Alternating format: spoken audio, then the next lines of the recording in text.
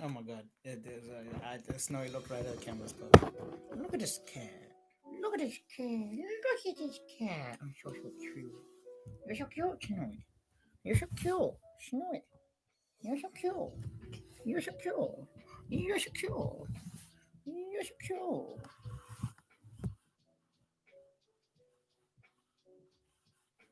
Very cute cat. Oh, very so cool. You're so cute. Let's do some more study, yaar. Do try it, yaar. Kitch, kitch, kitch, yaar.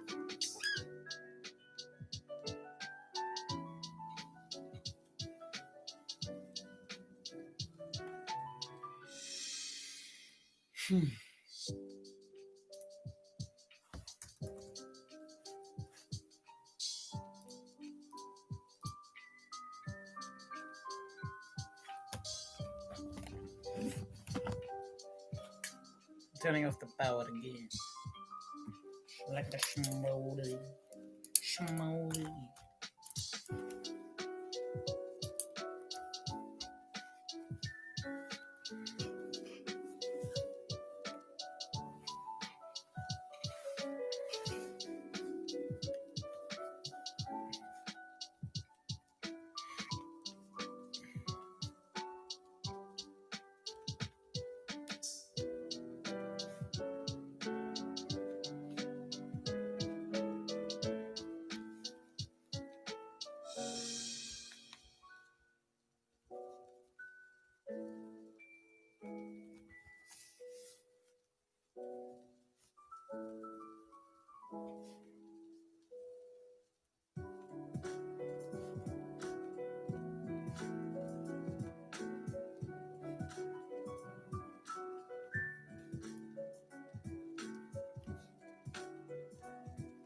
Endo Zoochorus.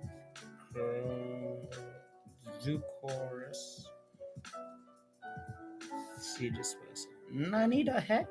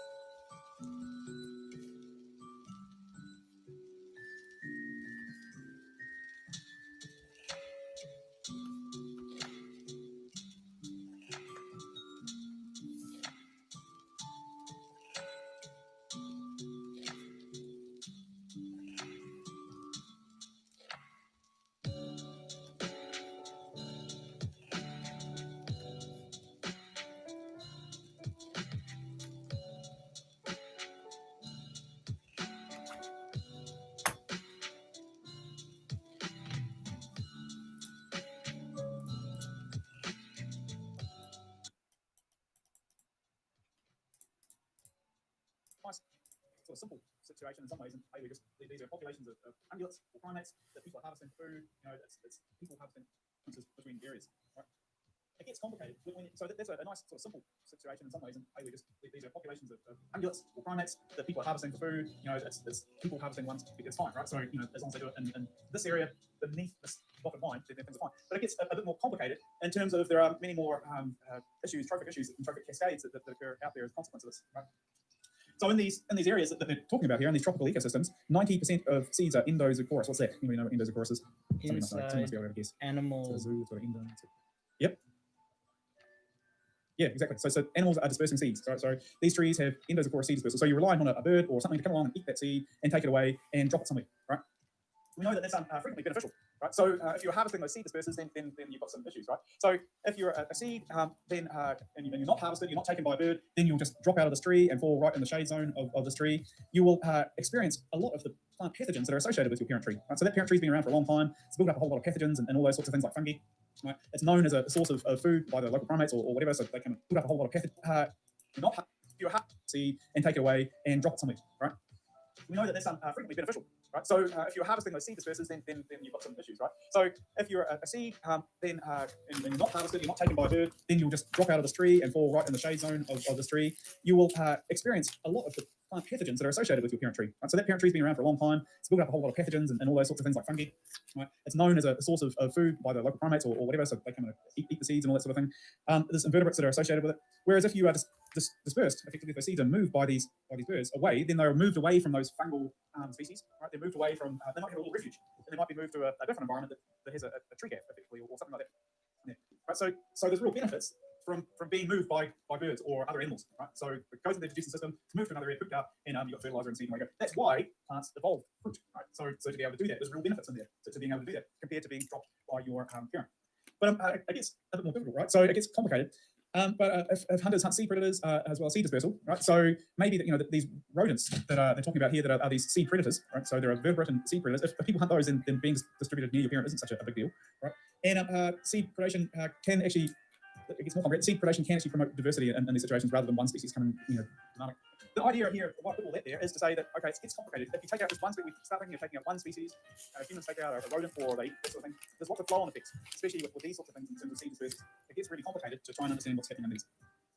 All right, so we are going to talk about exploitation of target fish, and I've replaced this. I found this different graph on Friday. So the graph that I showed you and the thing had up to about 2000. Here's a graph that goes up to 2015. This is a graph of aquaculture and fisheries production. Right, so you can see we are taking almost looks like an increasing, an exponential amount of fish from the ocean.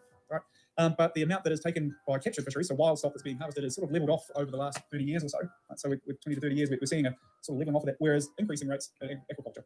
Now, New Zealand's big on that, especially with salmon. It has its own issues. We're going to talk, still taking off probably around at least half our fish that we eat is caught from wild stock.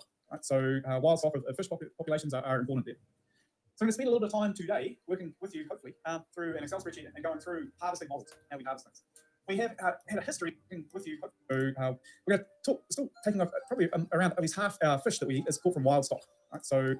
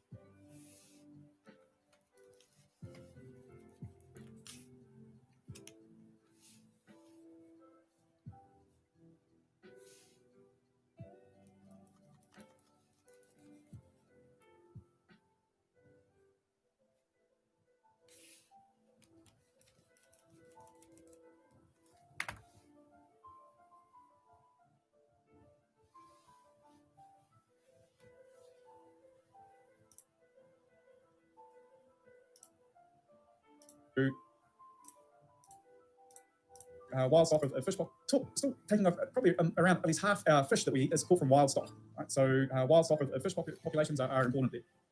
So I'm going to spend a little bit of time today working with you, hopefully, through an Excel spreadsheet and going through harvesting models, how we harvest things. We have today working with you.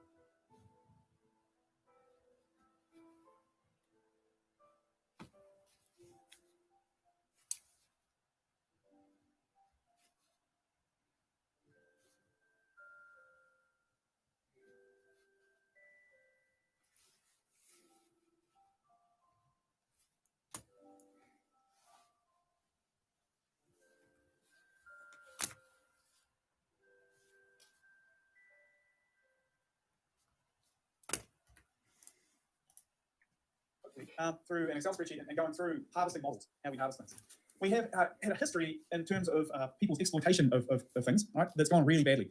Much like the passenger pigeon, and Martha being the last one, the Atlantic cod is a classic example of is effectively the passenger pigeon of the fish world, right? So it's a fantastic book if people want to read more and put some more resources online and those sorts of things, right? So Atlantic cod, this goes back to 1850, populations in 1850, all the way through to around 2000, right? You can see that the amount of fish landings in tons, right, increased in a sort of linear fashion for a long time, and then all of a sudden we had really efficient technology for being able to find and harvest these fish.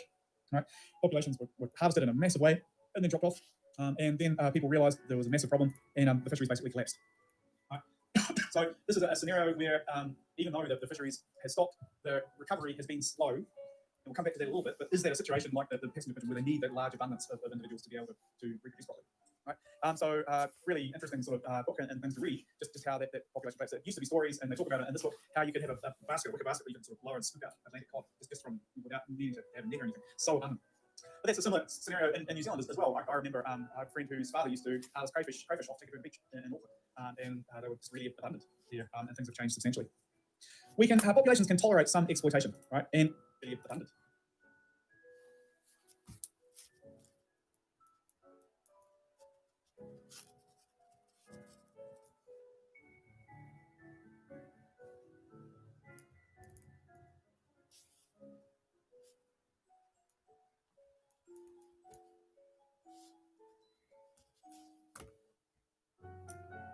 Here, and things have changed substantially. Populations can tolerate some exploitation, right? And they can actually benefit populations at times out there to have some individuals that are harvested. It's the concept of thinning, right? So everybody's seen pine trees, plantations out there. And you'll be aware that they are thinned, right? Why are they thinned, right? They're thinned because if you have an unthinned stand, right, then the trees are fine, but no tree gets to be all that high. They're competing with light and space around them, right? You find these trees marked D here. Those trees, if you have light thinning, moderate thinning, or heavy thinning, then those individual trees will grow bigger and straighter and better. So they're thinned in the population. Those individuals, if you have some degree of thinning, then you'll have bigger individuals in the end, right? So the remaining individuals will grow faster if they're not competitive competition or all those sorts of things. Right? So this sort of thinning process the density dependence is pretty critical. And the two examples of density dependence that I've talked about so far are like the passenger pigeon, it seems to need a high density to breed properly, and perhaps the cod is populations as well. Right? Related to a reduced amount of competition for these pine trees, less competition the bigger they grow. Populations are biological populations, by definition renewable. They have reproduction and all those sorts of things, right? Birth and death is compensate when individuals are removed or die. Right? So populations grow, they grow differently according to how many there are in that population. I guess what they're saying to an extent is it's not linear. Right? And hopefully all of you have seen this sort of graph before, according to how many.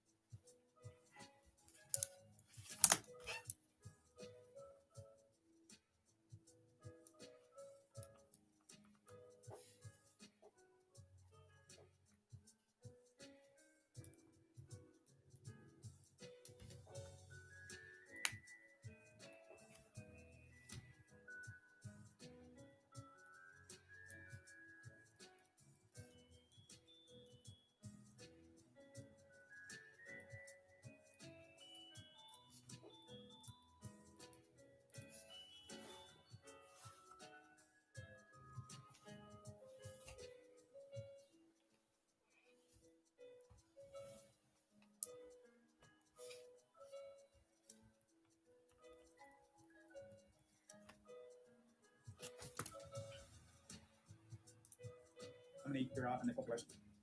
I guess what they're saying to an extent is it's not linear, right? And hopefully all of you have seen this sort of graph before and know all about it, right? So this is those sorts of things. Right?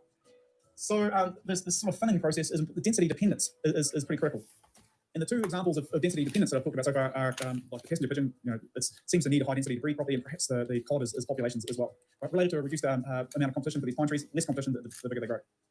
Populations are biological populations, definitely by definition renewable. They have reproduction and all those sorts of things, right? Birth and death is contact when individuals are removed or die. Right? So populations grow, they grow differently according to how many there are in that population. I guess what they're saying to an extent is it's not linear, right? And hopefully all of you have seen this sort of graph before and know all about it, right? So this is density dependence, right? So work through this. Density dependence is hugely important in biology, right? So here you've got population density from really low populations down over here to really high populations up the side here. And you've got per capita, so per individual rates of mortality or reproduction, right? So on average, what happens to the average individual, right? But anyway, so if you have really low abundance of a population, then they typically experience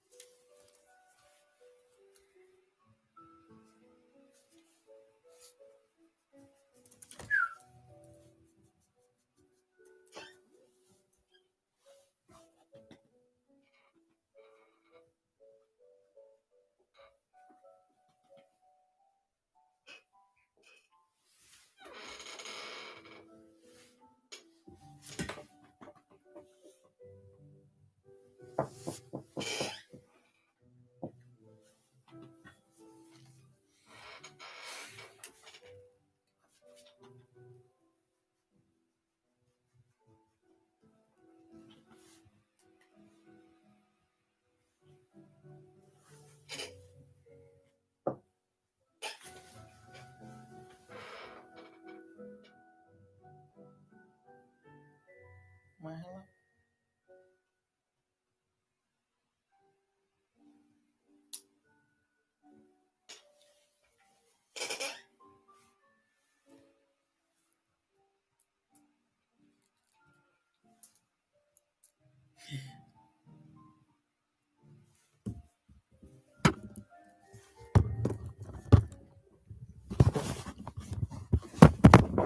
Hello there.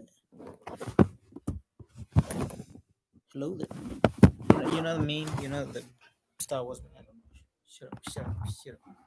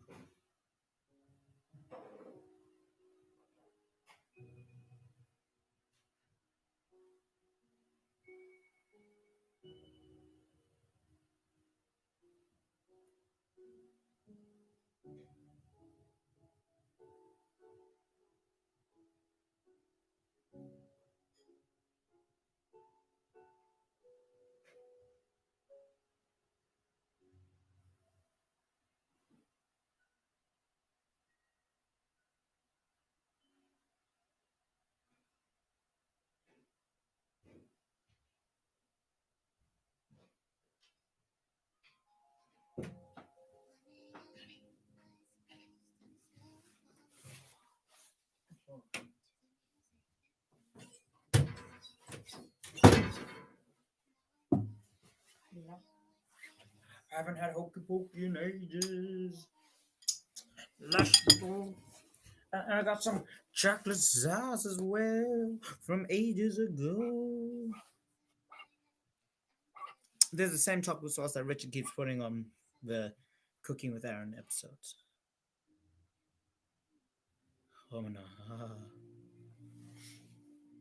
That ought to be enough.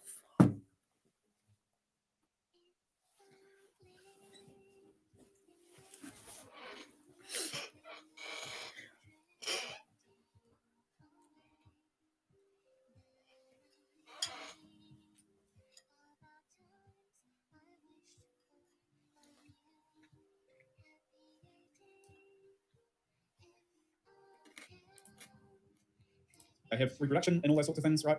Birth and death is contact when individuals are removed or die. Right? So populations grow, they grow differently according Oh my god, that is annoying, Richard. to how many there are in that population. I guess what they're saying to an extent is it's not linear, right? And hopefully all of you have seen this sort of graph before and know all about, right? So this is density dependence, right? So work through this. Density dependence is hugely because if sort of blow and scoop out Atlantic pod just from without needing to have a net or anything, so abundant. But that's a similar scenario in New Zealand as well. I remember a friend whose father used to harvest crayfish off the beach in Auckland, and they were just really abundant there, and things have changed substantially. We can populations can tolerate some exploitation, right? And they can actually benefit populations at times out there to have some individuals that are harvested. It's concept of thinning, right? So everybody's seen pine trees, plantations out there. And, you'll be aware that they are thinned, right? Why are they thinned, right? They're thinned because if you have an unthinned stand, right, then the trees are fine, but no tree gets to be all that high. They're competing with light and space around them, right? You find these trees marked D here. Those trees, if you have light thinning, moderate thinning, or heavy thinning, then those individual trees will grow bigger and straighter and better. So they're thinned in the population. Those individuals, if you have some degree of thinning, then you'll have bigger individuals in the end, right? So the remaining individuals will grow faster. They're not competitive competition or all those sorts of things. Right? So this sort of thinning process is the density dependence is pretty critical. And the two examples of density dependence that I've talked about so far are like the Hessian division, it seems to need a high density to breed properly, and perhaps the cod is populations as well. But related to a reduced amount of competition for these pine trees, less competition the bigger they grow. Populations are biological populations, by definition renewable. They have reproduction and all those sorts of things, right? Birth and death is contact when individuals are removed or die. Right? So populations grow, they grow differently according to how many there are in that population. I guess what they're saying to an extent is it's not linear, right? And hopefully all of you have seen this sort of graph before and know all about, right? So this is density dependence, right? So work through this. Density dependence is hugely important in biology, right? So here you've got population density from really low populations down over here to really high populations up the side here. Then you get per capita, so per individual rates of mortality or reproduction, right? So on average, what happens to the average individual? Right? But anyway, so if you have really low abundance of a population, then they typically experience very low mortality, right? And high rates of reproduction. There's lots of resources out there for them. And the difference between that at really low densities is their intrinsic population growth rate, right? So this R value here. So it's their ability to reproduce when there's very little competition. But as you can see, there's a period where you can increase the population density for a while here, and there's really no change in reproduction or mortality. But then competition starts kicking in these populations, so that at really high populations, then you've got high rates of mortality because there's just not enough resources. There's not enough food, or there's not enough resting areas for them to live and all those sorts of things. Similarly with reproduction, right? So reproduction stays pretty constant. You get high populations, and then there's this. What you notice is that's not linear, right? So it's not linear. There's that change, right? And if you get more than this population that crashes desperately, some of the mortality rates and reproduction are not linear. And at some point they cross over, and at some point there's that equilibrium value, where as a consequence of an equilibrium value, you're not experiencing population growth and you're not experiencing population decline. If you go this side of that equilibrium value to here, then you'll have population growth, right? Because reproduction is higher than mortality. If you go over here, at the population density is really large, then the mortality exceeds the rate of reproduction. So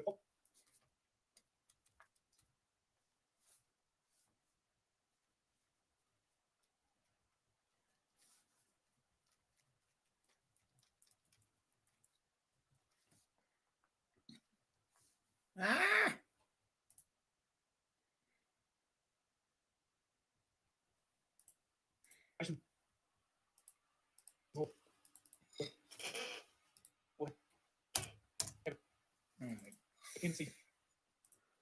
Angry.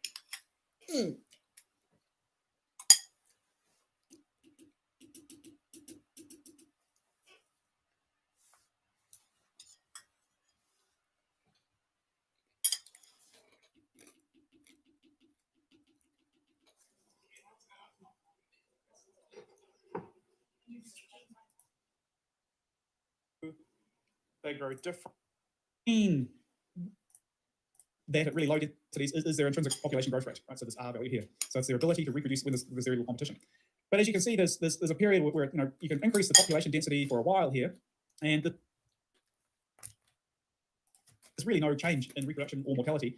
But then competition starts kicking in these populations, so that at really high populations, then you've got high rates of mortality because there's just not enough resources, there's not enough food, or there's not enough areas for them to live and all those sorts of things. Similarly with reproduction, right? So reproduction stays to be constant, you get high populations, and then there's this. What you notice is that's not linear, right? So it's not linear. There's that change, right? And if you get more than this population that crashes desperately, some of the mortality rates of reproduction are not linear. And at some point they cross over, and at some point there's that equilibrium value, where as a consequence of an equilibrium value, you're not experiencing population growth and you're not experiencing population decline. If you go this side of that equilibrium value to here, then you'll have population growth, right? Because reproduction is higher than mortality. What are you playing, boy? You go over here, at the population density is really, then you'll have population growth and you're not experiencing population decline. If you go this side of that equilibrium value to here, then you'll have population growth, right? Because reproduction is higher than mortality. If you go over here, at the population density is really large, then the mortality exceeds the rate of reproduction. So populations will have a tendency to go back to that equilibrium value. We will get into this a little bit more later when we talk about, well, what is that population equilibrium density? And surely there's variation around that between years, because El Nino year, there might be less food than a normal year. There's environmental variation, there's diseases, all sorts of things. So there's variation around that clearly in those populations. Here's where we get to some really simple math, and it's very simple math, right? So it's not as hard as it looks at all for those of you who are scared of it. Really like it. Right, so here we've got on this x-axis time, right, and we've got population number in N. So there's got to be some level of a maximum number of individuals out there that a habitat can support. So there's got to be some maximum. This can't go on forever. So if we look at it, so there's that first variable that we're looking at, N max. So you've got a limit on this, right?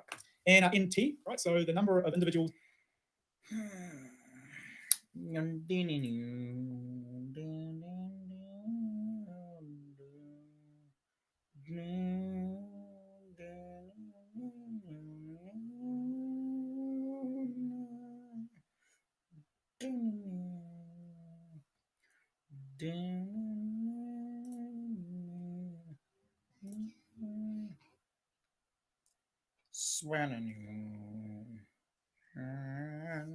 Oh, that's Naruto.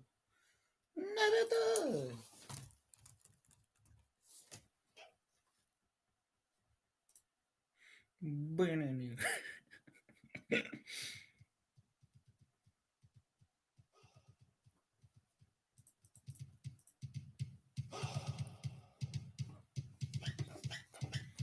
Oh, wait.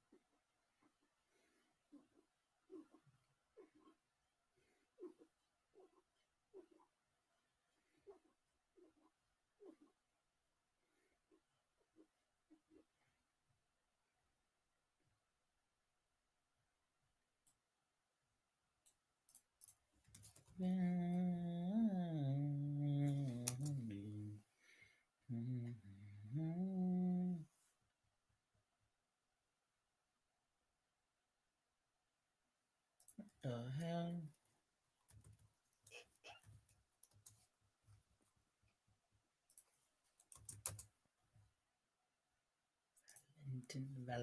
Valentin.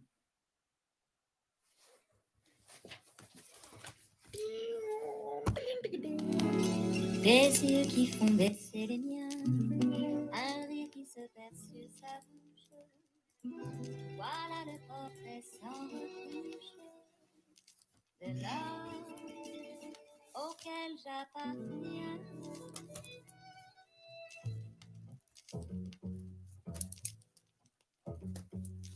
Quand il me prend dans ses bras, il me parle tout bas, je vois la vie en rose.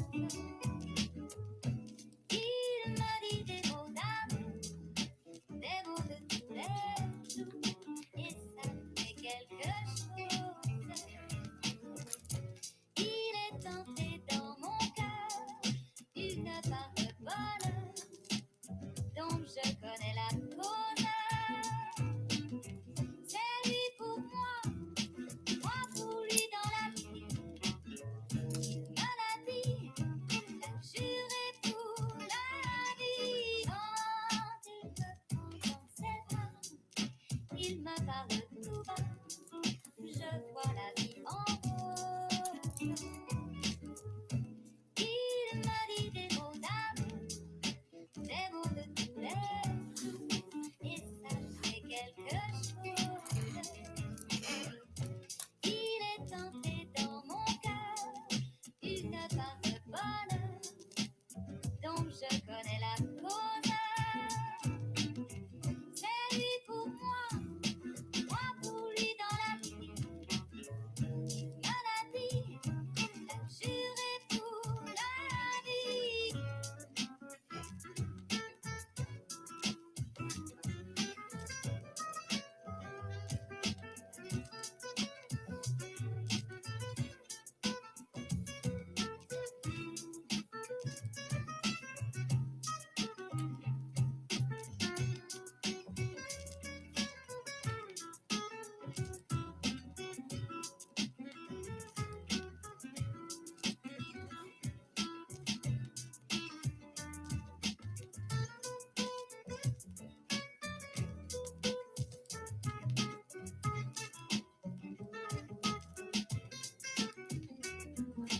Quand il me prend dans ses bras, il me parle tout bas, je vois la vie en rose. Il me dit des mots d'amour, des mots de tous les jours, et ça. At time t. So here we've got the number of individuals at time t is pretty low. Here we've got the number of individuals at time t is at maximum. So if we're trying to work out any number of individuals at time t, it is this sort of not linear function, and that's related to this, right? So there's not a linear drop off in reproduction over population density. There's not a linear increase in mortality over population. It varies substantially, right? So as you can calculate this, it's a logistic regression rate. That small number of individuals over here have a slower rate of reproduction or a slower rate of population increase just because there's a small number of individuals. Large number of individuals, they just can't increase the population over time. So the number of individuals at time t is a factor of the maximum number out there And in the number maximum fixed on here, and the number of individuals at time 0 minus 1 times e, right, to the intrinsic power of the intrinsic growth rate. So that looks we've done all those things so far, right? So the intrinsic growth rate, you calculated the number of maximum. So the number of individuals at time t is a factor of the maximum number out there. And in the number maximum fixed on here, and the number of individuals at time 0 minus 1 times e, right, to the intrinsic power of the intrinsic growth rate. So that looks we've done all those things so far, right? So the intrinsic growth rate you calculated out here for this population, right? So populations when you're really low, the intrinsic growth rate is effectively the reproduction minus the mortality at low numbers, right? So you can calculate all those, and it's a logarithmic, right? So it's a function.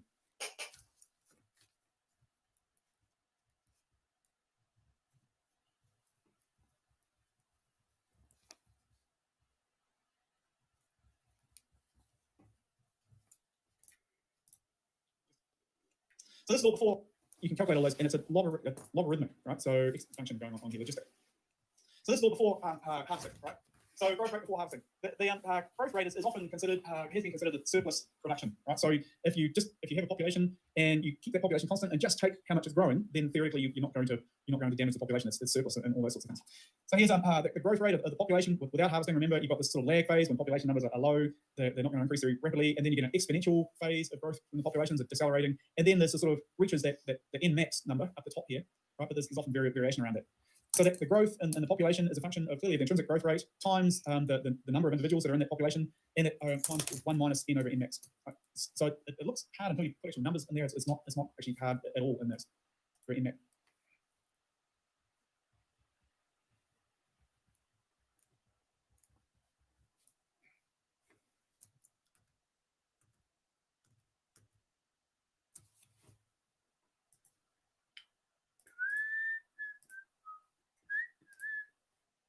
Et quelque chose,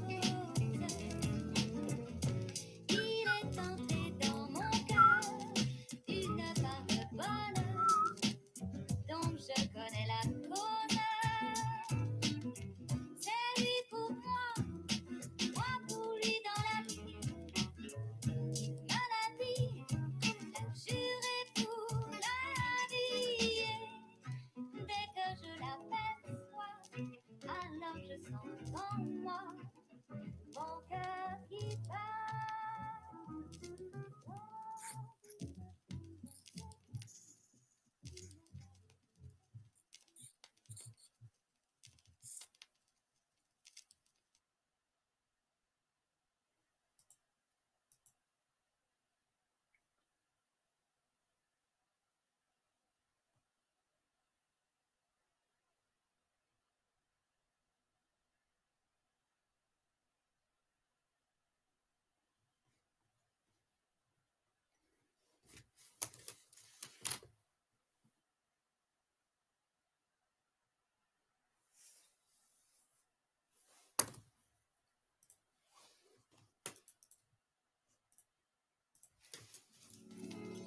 Des yeux qui font baisser les miens, un rire qui se perd sur sa bouche. Voilà le portrait sans retouche de l'homme auquel j'appartiens.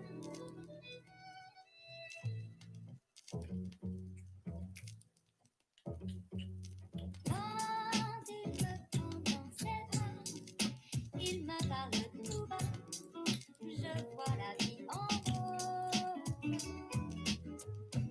Il me dit des mots d'amour, des mots de tous les jours, et ça fait quelque chose.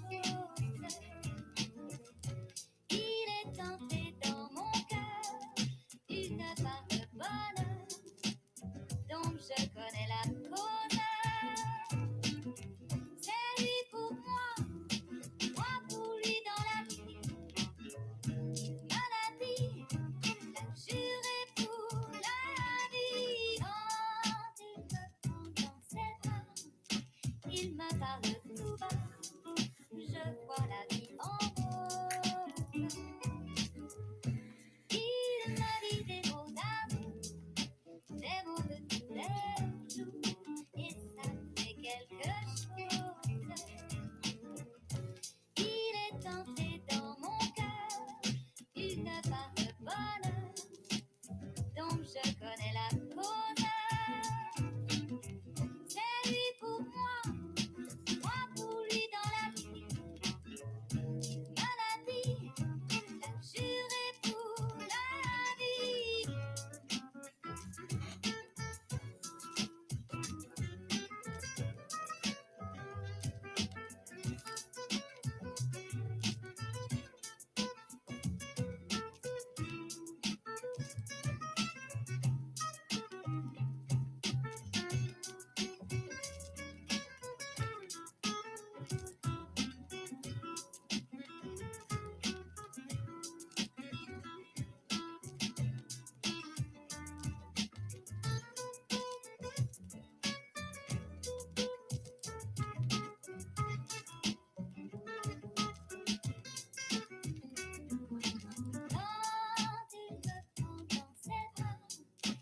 Il me parle tout bas, je vois la vie en rose.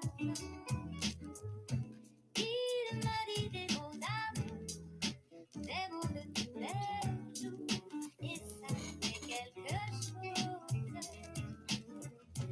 Il est entré dans mon cœur une part de bonheur dont je connais la cause. C'est lui pour moi pour lui dans la vie. Il me l'a dit, il a juré pour la vie. Dès que So je it la looks hard until you put actual numbers in there. It's not actually hard at all in this. That's what they all say. Take it easy. Please.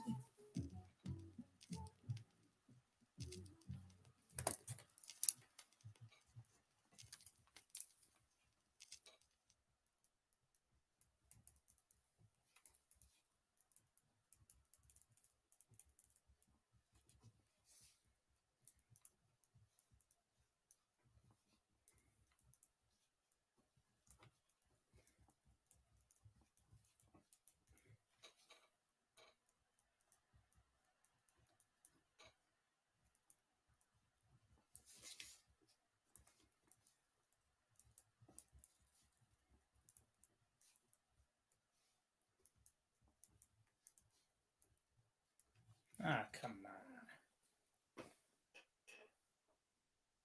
No. I like that song.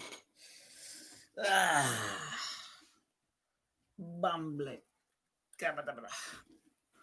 Bumblet. Oh, my legs.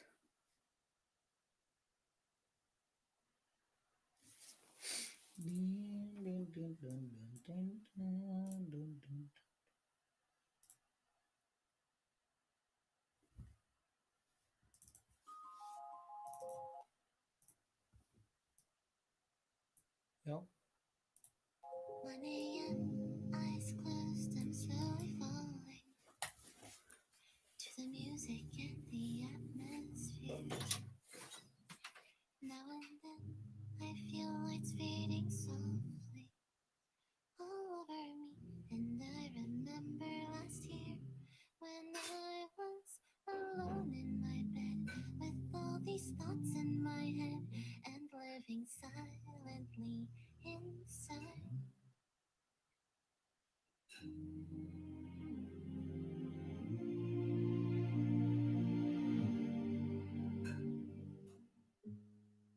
It's so late in the night, my mind is drifting away. Then I dream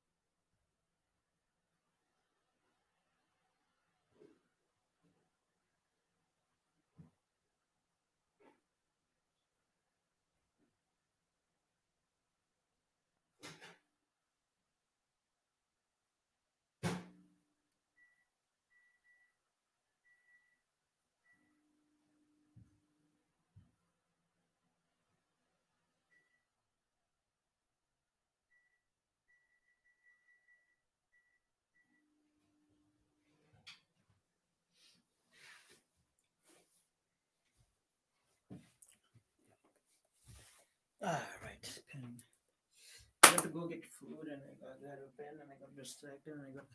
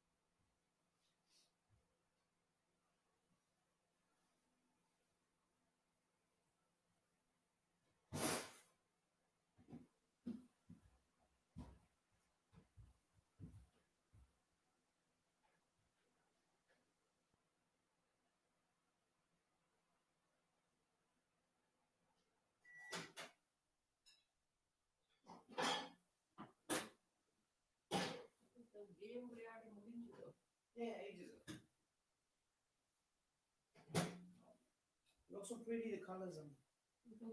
Yeah, orange, yellow, and green. இது வந்து வேற Pretty பேக்கெட்ல colours. இருக்க Maggi பேக்கெட்ல இருக்கிற butter chicken mix போட்டு செய்யறதா Okay, interesting. நன்றிப்பா.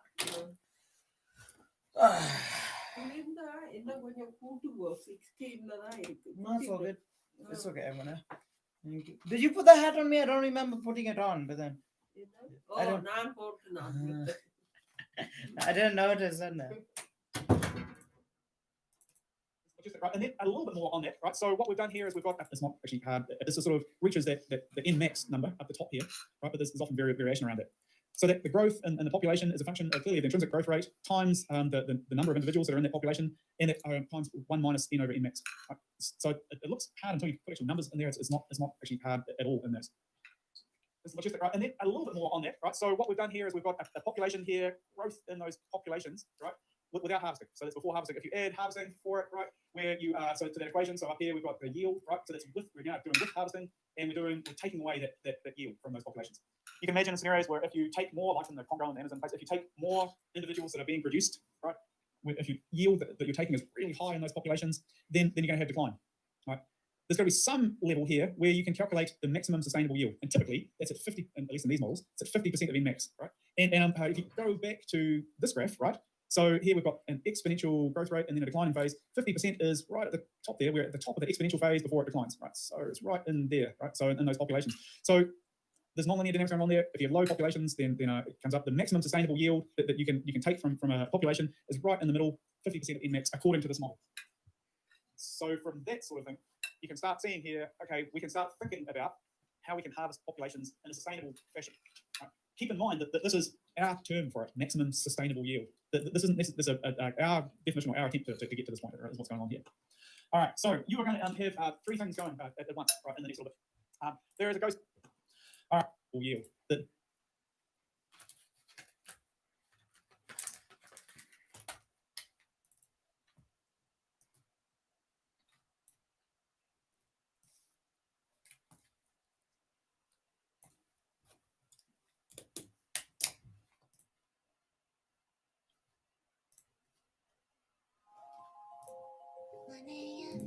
Eyes closed and slowly falling to the music and the atmosphere. Now and then I feel lights fading softly all over me, and I remember last year when I was alone in my bed with all these thoughts in my head and living silently inside.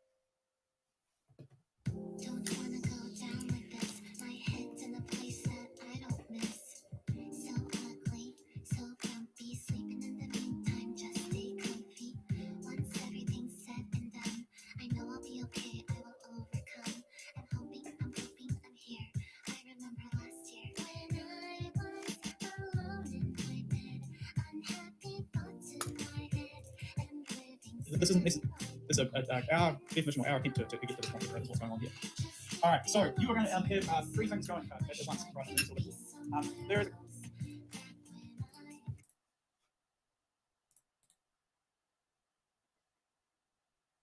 To the right, to the right.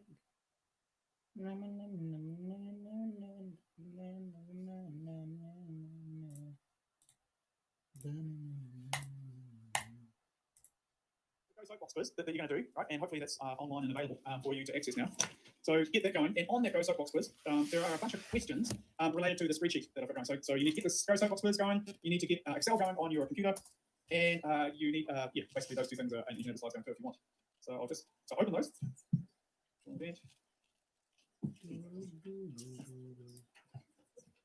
Now, if you don't have a computer, you can sit next to somebody who does, look over their shoulder, or just take notes and think about this. Good. Let's open it and available.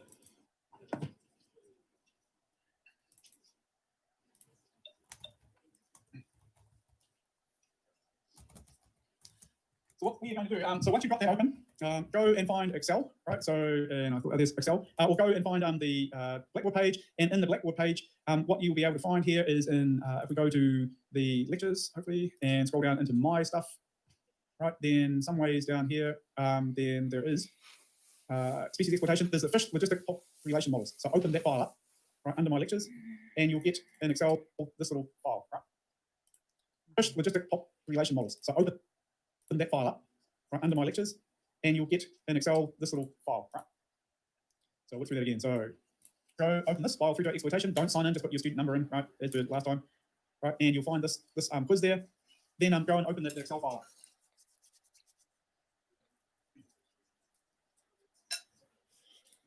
Is everybody there? Everybody's there? Right. So in the Excel file, right? So in the Excel file here, you'll see there are firstly 3 different tabs, right? So down the bottom, so there's a logistic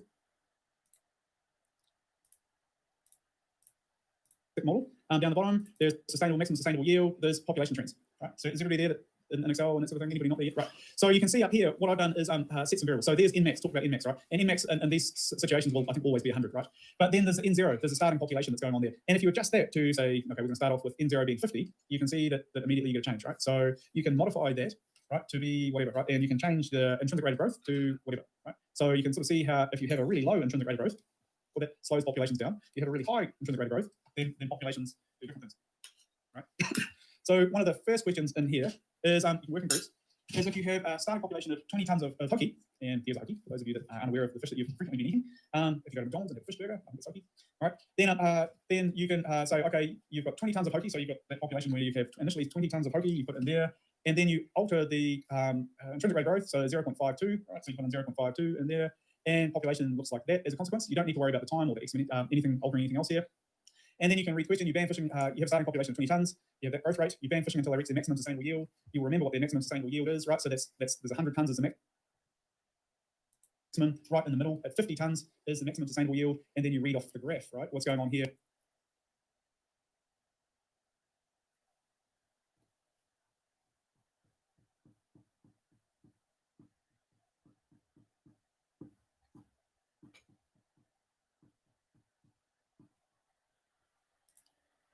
Answer the question in Go Soapbox.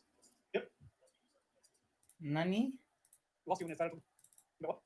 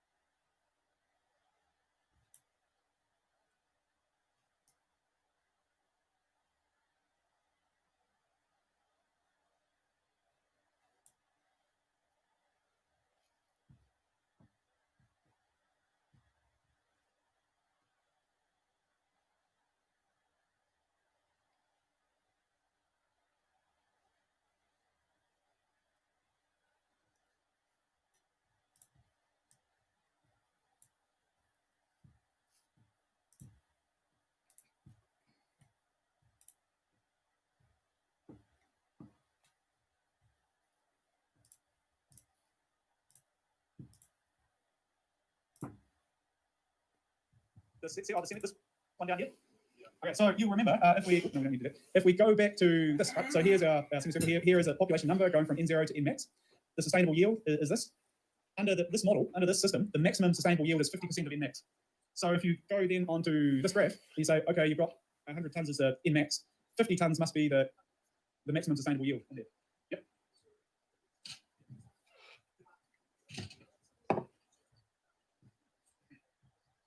All right, so once you figure that out, you can answer that question. Right? The idea of it here is to try and get you thinking more about, well, okay, what happens with intrinsic growth rates and population sizes and all that sort of thing. Going through that question? All right. So you have a starting population of 5 tons of orange ruffy. So orange ruffy are a species that has a much slower growth rate, right? So these are long-lived fish species, right? Quite a different individual from hoki, right? And they've been overfished commonly. Right, so it's a relatively slow intrinsic rate of growth. You've got a starting population of 5 tons of hoki, and this intrinsic growth rate. So you can go back here and you can do it a couple of different ways. So index starting population.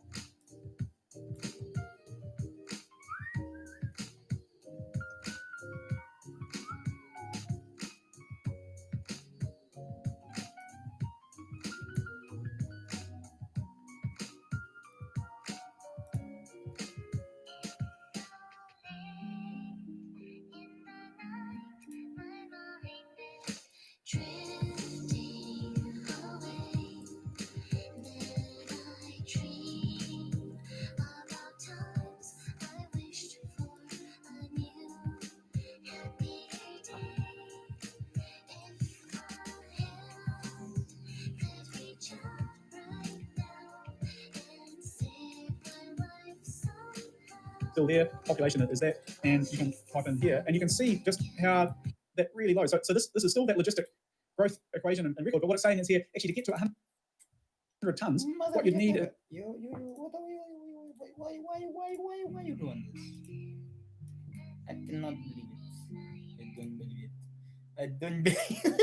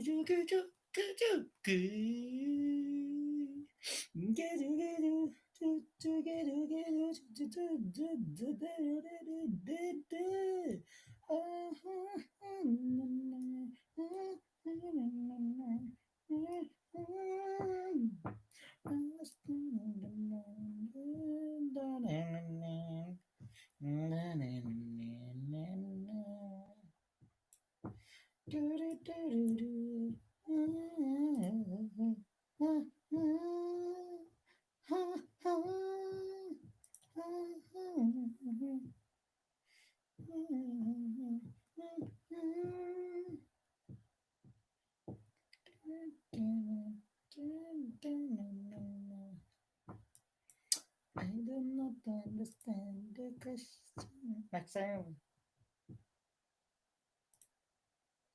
That makes no sense, yeah. What are you talking about? Period platypus? That don't make sense. No, yeah, I got that. Bra. Skia. Boom, boom, skia. Really long time span, so it might be 60 to 80 years before you get to maximum sustainable N max over here. But again, you remember that right in the middle there is Broken the middle.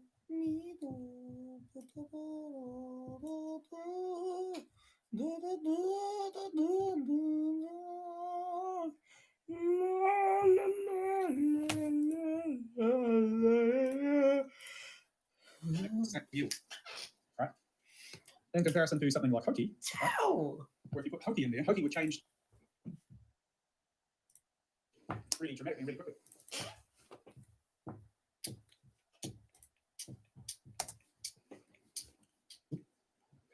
Ka-chow.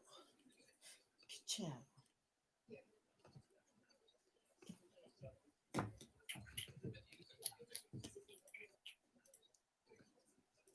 Let me think about it. I'm thinking.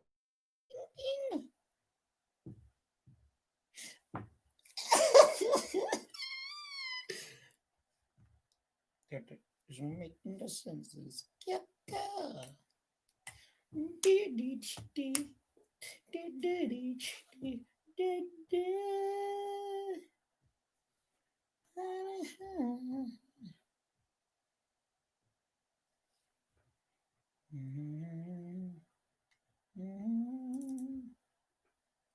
Ciao.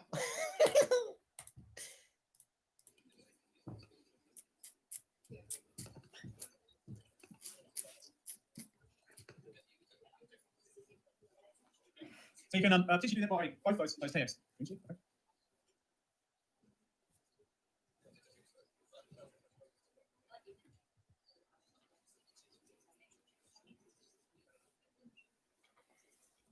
All right, so the idea of this is to really highlight the difference between low population sizes and intrinsic growth rates. So you can play with those variables, right? So you can really start up that spreadsheet, you can download it again and do all those sorts of things. Yep. Yep. Yep. So it exceeds or gets, you know. Yeah, yep. But it says here that the maximum population size is still 50. But in the You might be better going, sorry, I probably should have, go on the other one. Yeah, no, at 50. So have a look at what was the question and answers. Sorry. It should be perhaps greater than. I should put greater than on that. Right? Yeah. I must remember to change that. Okay, so question 3, right? So you can imagine again, right? So here you have a high. Okay, the high intrinsic growth rate.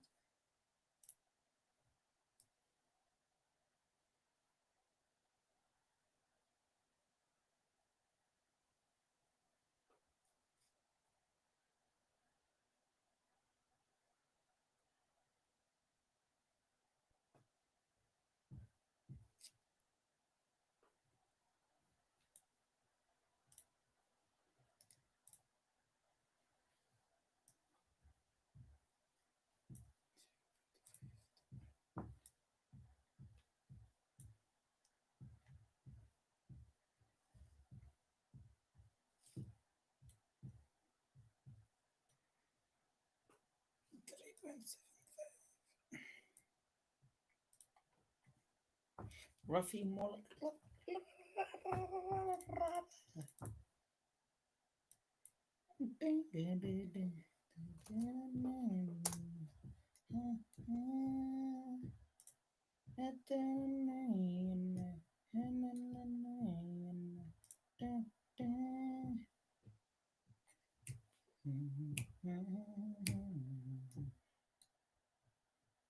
Let's double check our answers, yeah. Growth rate of 0.2. For hokey, orange roughly have a much lower one. What is the maximum sustainable yield for each population? Go here, leave it at 100, right? Go into that second spreadsheet right there. So, and what you're doing on the second tab is just altering this, right, factor there. So if you put in 0.15, right, you can see, okay, again, the maximum sustainable yield is at 50%, right, of what's going on. It's where the highest is in there, right in the middle, and you can change that to be whatever, right? So, and whoops, look at that, that's just skyrocketed. Try that, right? So if you can imagine if you put in a whole bunch of different values in here, right? So the intrinsic growth rate makes a massive difference in terms of how much you can harvest. And that's important too, right? Because you start thinking about, well, okay, that means we have to accurately assess somehow the intrinsic growth rate of lots of different populations in order to get this working. So how do you get to the point of estimating intrinsic growth rate for all those species in the ocean?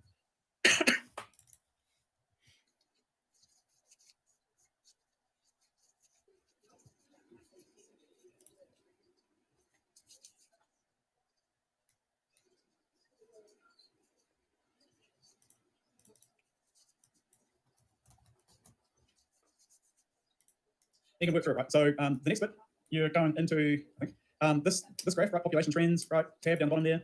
And you can see, okay, again, non-linear dynamics going on here. You're adjusting these values up here again.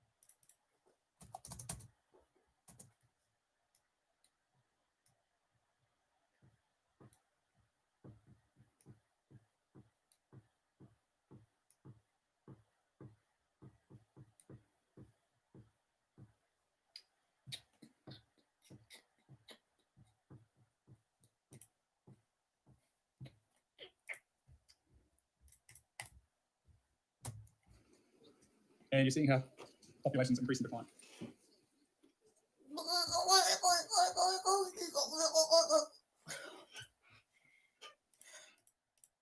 Tab down the bottom there. You can work through it, right? So the next bit, you're going into, I think, this graph, right? Population trends, right? Tab down the bottom there. And you can see, okay, again, non-linear dynamics going on here. You're adjusting these values up here again. And you're seeing how populations increase and decline.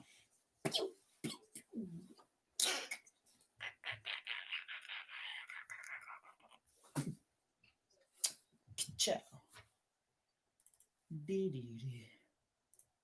I mean, like, this is all good and well. Not really important. Excellent.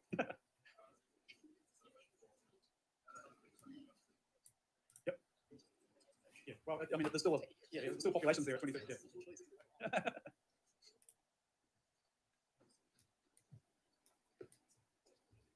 Yeah. You get to some questions so into number 7. Let me know when you get who's at number 7. Anybody at number 7? Oh my god! People are starting. I'll come back to this. So that's where we start building in a random factor, right? So at number 7, you're starting to build in this random factor that you need to adjust, and if you're 10%, right? So you're putting in 10% there. But if you want to run, it's adding a random factor each time. If you want to run a slightly different scenario, you have to enter 10 again, right? And you can see it just changing a little bit, right? In those scenarios, we'll cut that down to 40, 80. Right. So if you want to run several simulations, then you have to enter 10 each time you want to run a simulation.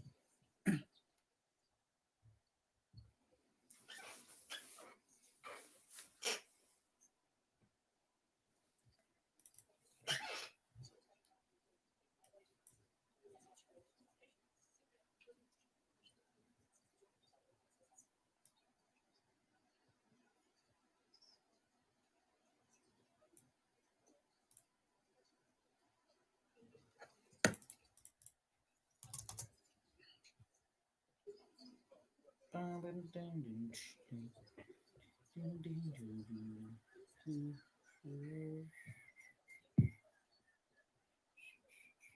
I repeat that for those of you that are up to number 7, right? So number 7, if you're up to number 7, you've got this random factor thing here that's important to every time you want to run a simulation, you have to run it again, type it in again. Just the way Excel works, unfortunately. Yep.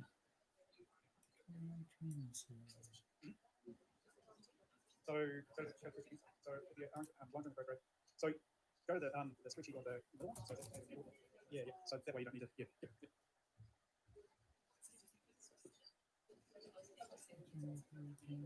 Oh, yep. Yeah, I may have stuffed that up. So, yeah. Yep.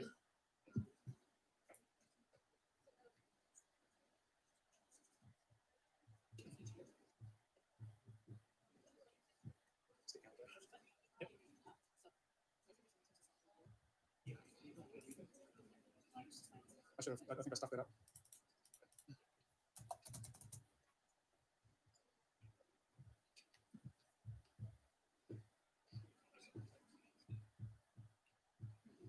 So for those people that are doing it online at home too, if you need to put in a number of individuals at the start of the simulation, use this tab, right? Or if you're just looking at changing R, use this one.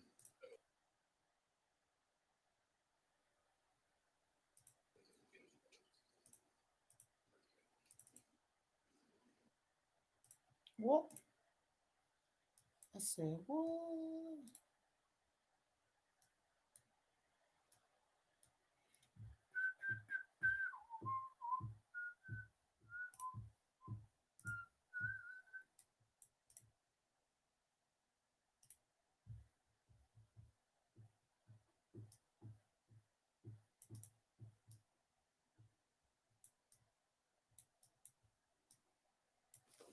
I hate that. What the hell? Ah, why'd you do that? Ah.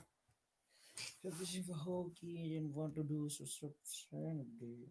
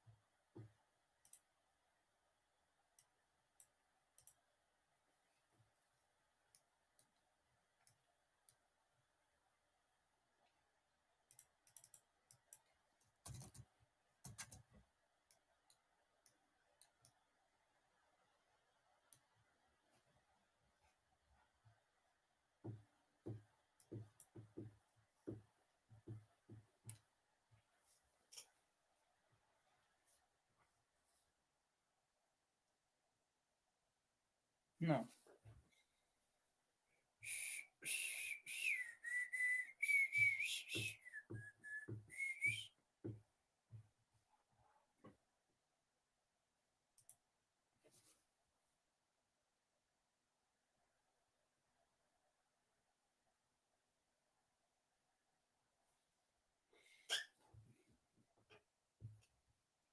The initial starting population.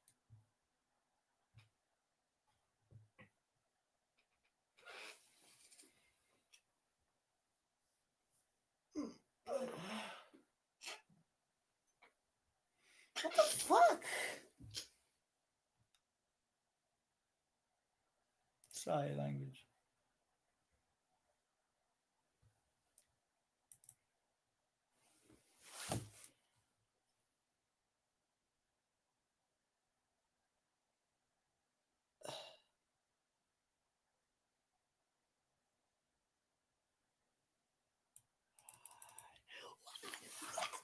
Oh god, that hurts my eye. Oh, I hate you. I hate you. Ah. Ew. Oh wow, it's 12:30. What? When did that happen? What time did I wake up tomorrow? 10:30. Okay. Heck me.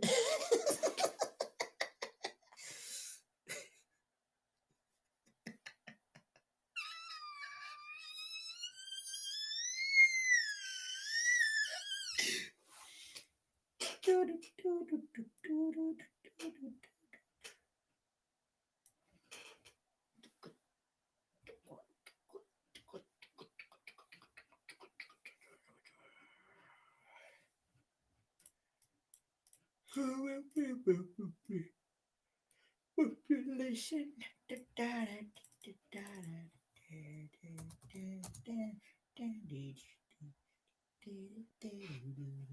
Uh,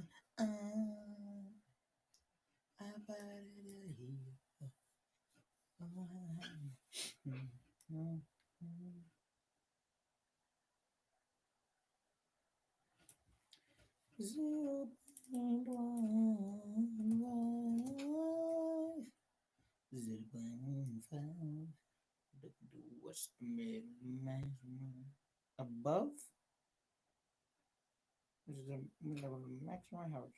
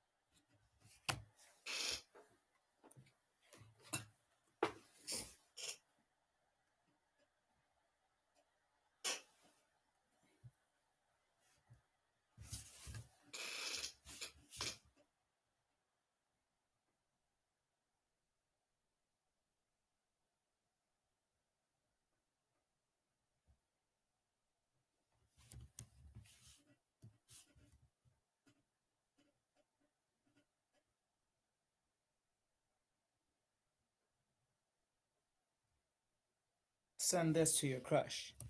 This is me before I see you. This is oh heck.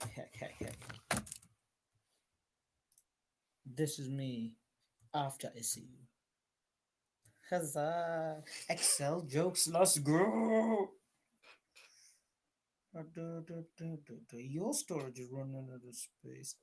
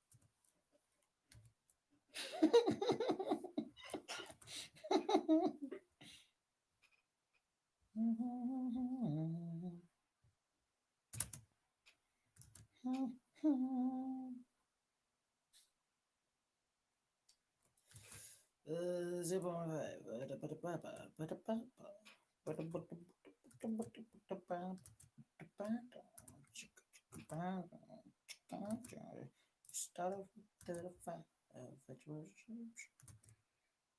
church, and you try to find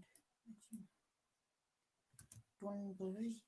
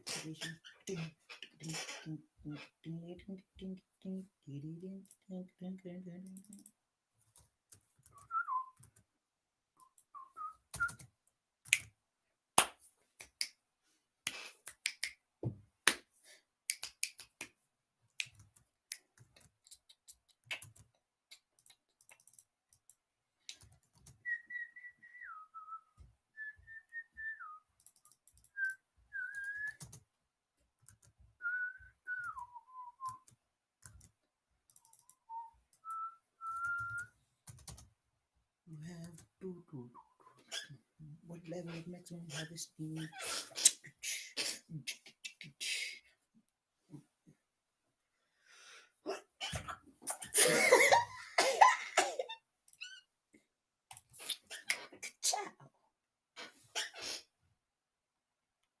Raven, Raven. I need to poop. I shall catch y'all on the flip side. Dee.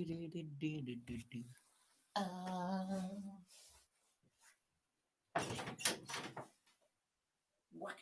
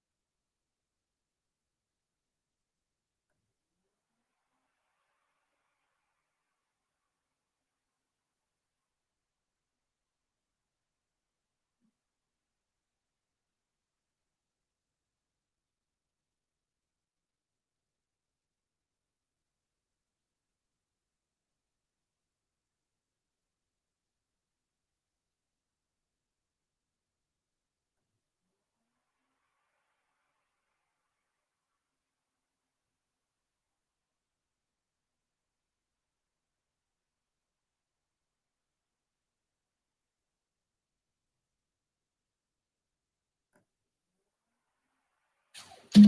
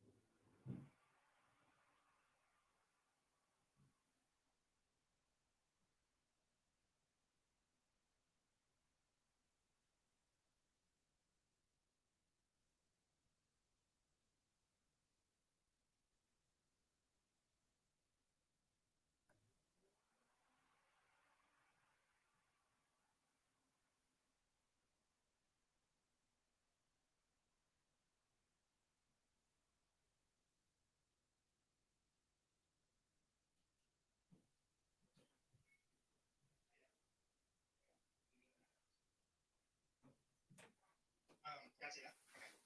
That's some powerful stuff you just shared, man. So I think yourself as a freshman, so look in the mirror, like ask yourself friendship. Because I always get something catch yourself. It's not something that can happen with you, but it's just like right. Yeah.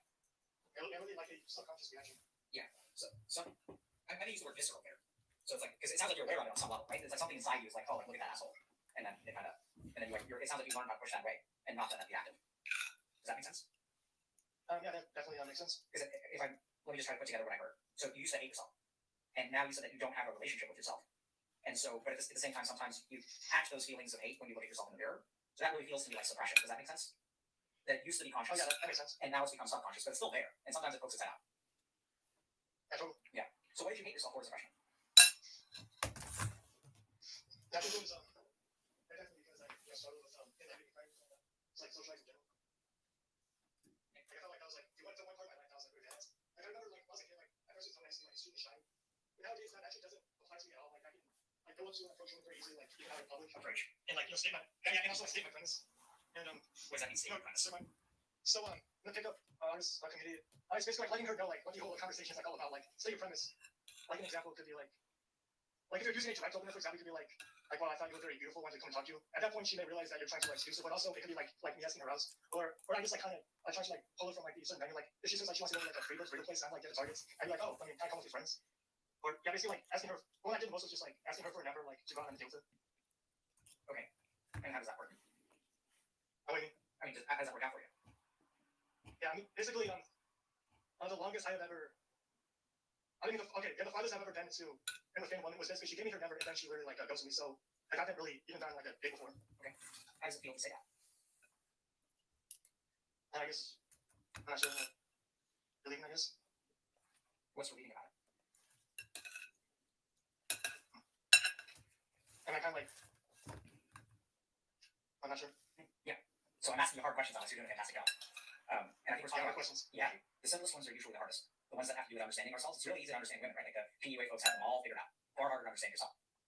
I didn't mean that as a dig. I hope you didn't take it that way. That occurs to me that came across as a little bit condescending. Did it feel that way to you? No, not really. Okay. So it's interesting, Alex, because I can imagine saying I've never really been on a date with someone if you're live streaming on the internet in front of thousands of people. What I would expect is that you would feel shame. Did you feel shame? Honestly, not at all. Yeah. So there's something really cool with that, right? Like there's something very special, and I think something really important about because if you ask, I'm sure if you ask people, hey, what would you guys say about like going on the internet and live streaming your that you've never been on a date, and you feel relief. And I think that's something that's really, really important, powerful, and worth understanding. Although I don't know we're going to quite get to it right this second. Do you have any idea why you would feel relief instead of shame? If not, you know, just kind of curious. It's a hard question. I mean, for one, I guess I don't really feel shameful about wanting to get better with women. Like I know like a lot of people think that makes me a creep, and a lot of people call me a creep, but I know that I'm not really I'm not doing anything as bad. Like I'm not harassing anyone. So yeah. Okay. Man, I'm sorry if I'm bouncing around a little bit, but there's like a lot of what you're saying that I think has immense value, and there's a lot to understand. Is it okay if we kind of go back to like earlier and then sort of maybe do a little bit of a timeline? So you said that you used to hate yourself as a freshman, and that was because you had trouble talking to people. Well, yeah, definitely. What did you hate about yourself? Yeah. What did you hate about yourself? I mean, I heard the question. I was just kind of thinking that, and I guess because like I just was like very socially awkward, very much. Okay, so and then you said earlier that you were treated meanly. Can you tell us about that? I treated badly. Yeah, definitely. I was when I went to like this other school in elementary. Yeah, basically, I used to live in a different state from like K through 8th grade, and I moved to another state, for high school. Yeah, basically, yeah, the kids were like treating me like very bad, like, and especially like during a recess. Like I was always, I guess like all by myself, and other guys were like playing basketball and playing flag football, and I was like the only one like not joining in.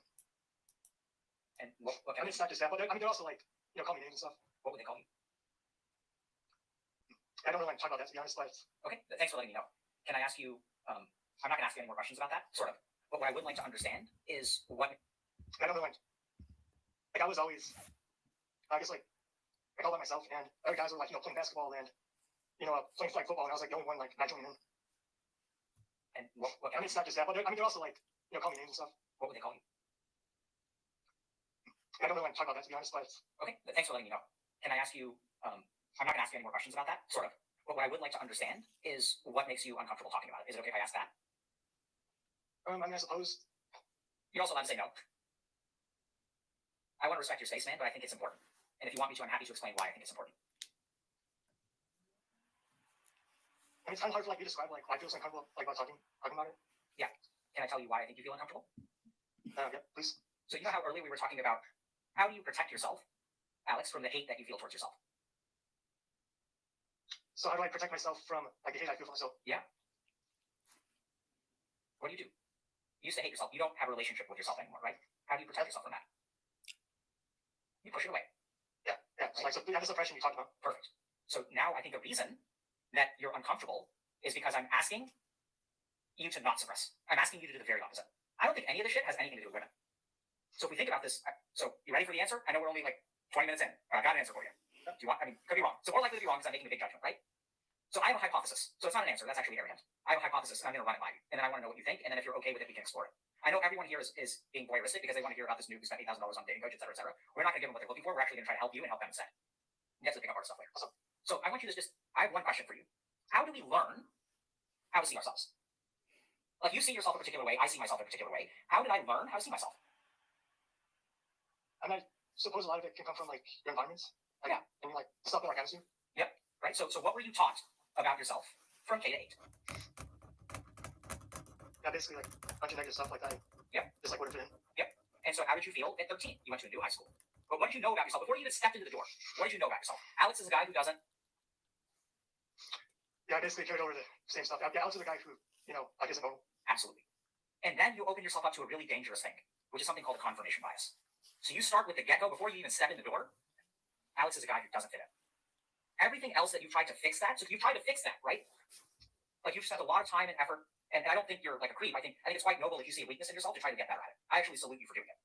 But let me ask you another weird question, Alex. If we try to fix something and it doesn't get fixed, what are the reasons that it doesn't get fixed? So let me actually ask you in a different way. Sorry, that's a too abstract question. So I'm a doctor, right? Sometimes as a doctor, I use treatments, right? And I use treatments to fix problems. With me? I know it's super simple. Yep. So if a treatment doesn't work, what are the reasons that the treatment may not work? I mean, it could be like you're trying to like treat like the wrong thing or something. Absolutely. So now let me ask you scientifically. If you're a guy who watches a bunch of videos and spends $8,000 on dating coaching and it doesn't work, what are the reasons for that? Yeah, I was like trying to focus on the wrong thing. Absolutely. And that's like just logical, right? Because this is a very well-developed system. You're clearly a smart guy. You've been trying hard. You're not an idiot. And it doesn't seem to be working.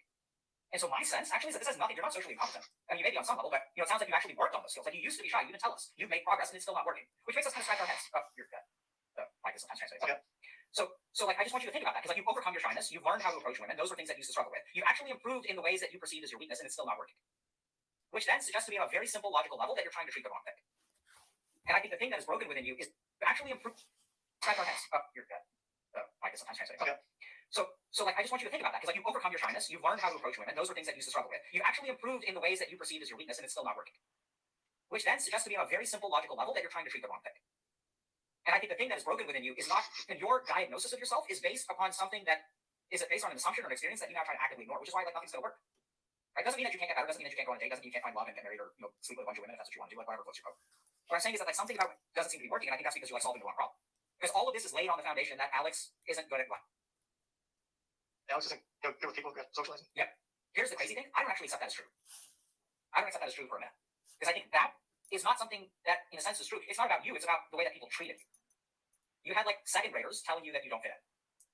And you may not have fit in. It's not untrue, right? Because you did fit in and they did believe you. So it's like sort of true. Like, you're not an idiot. But like, I don't accept that conclusion that you formed before you turned 13.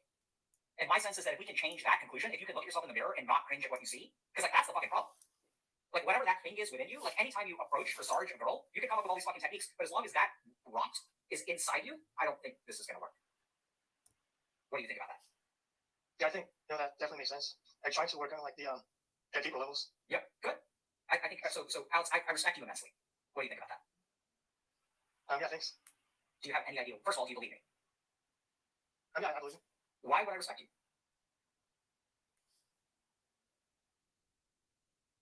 I mean, like, I'm just like being like open and like honest. Yep, that's certainly a part of it. What else?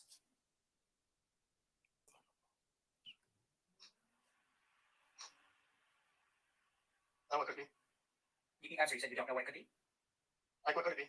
Yeah, that's a question, right? So now we get to another important question. I'm going to tell you in a second. But like, I want to notice, I'm not sure if this is just awkward and I'm putting you in a weird situation, but like, I'm trying to get a sense of whether you can gauge someone. When someone looks at you, what do they see? What do you think? I'm kind of like hard to like. I like a hard question, like what do you mean? Yeah. So it's a very hard question.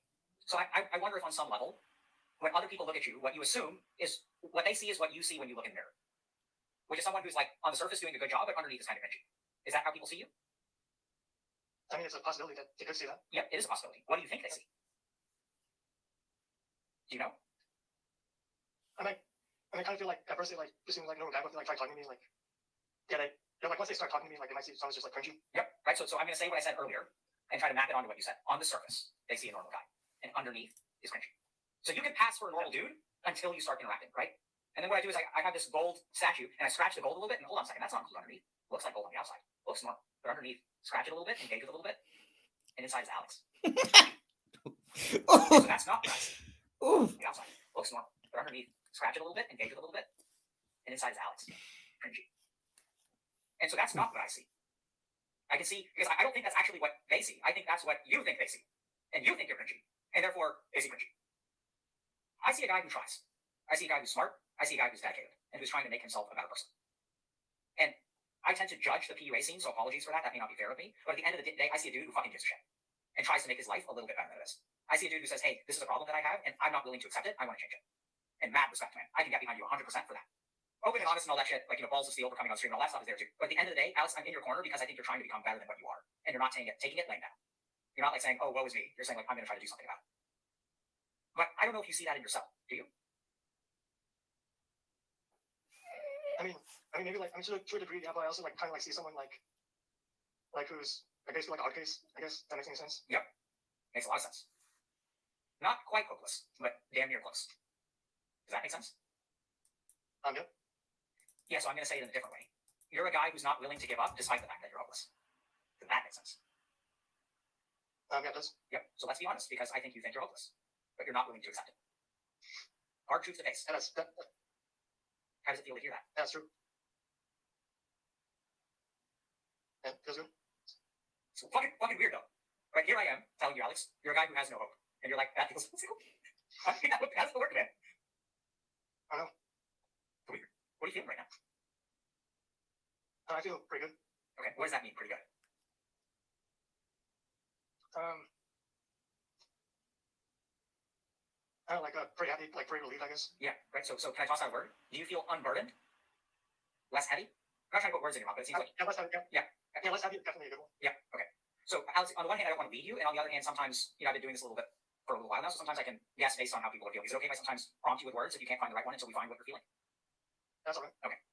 So now we come to a really difficult fork in the road. So the question is, so I said earlier that I'm going to respect your choice not to talk about your upbringing, but it is my belief that that's the foundation of all this shit. So I'm going to give you a choice. I think it would be productive to talk about, and at the same time, I want to respect you. It doesn't have to be now. It could be a different place, different person, whatever. But I think that's where the money is. And I wanted to explain to you, why I was asking about that. Or we can talk about, the experience of dating coaching, pickup artists, NLP, what it's like to work with 7 coaches, what kind of stuff you want to talk about. I think both of those would be very educational. I think one is going to be for Twitch, and one is going to be for you. And so I leave that to you. Well, which one do you think I should do? Like, if you want me to talk about like upbringing stuff, I could try to like do a little bit more if that's what you want. If not, then I can also talk about their stuff. That like either way is good. Yeah, so I do think we should talk about K through 8 because what I want is to help you. So every time when I stream with someone, I try to help the person that I'm talking to the most. And that's my true north. And at the same time, I want to respect your boundaries, but I really think that because like you said, the day you walked into 9th grade, you already knew there was a self-fulfilling prophecy.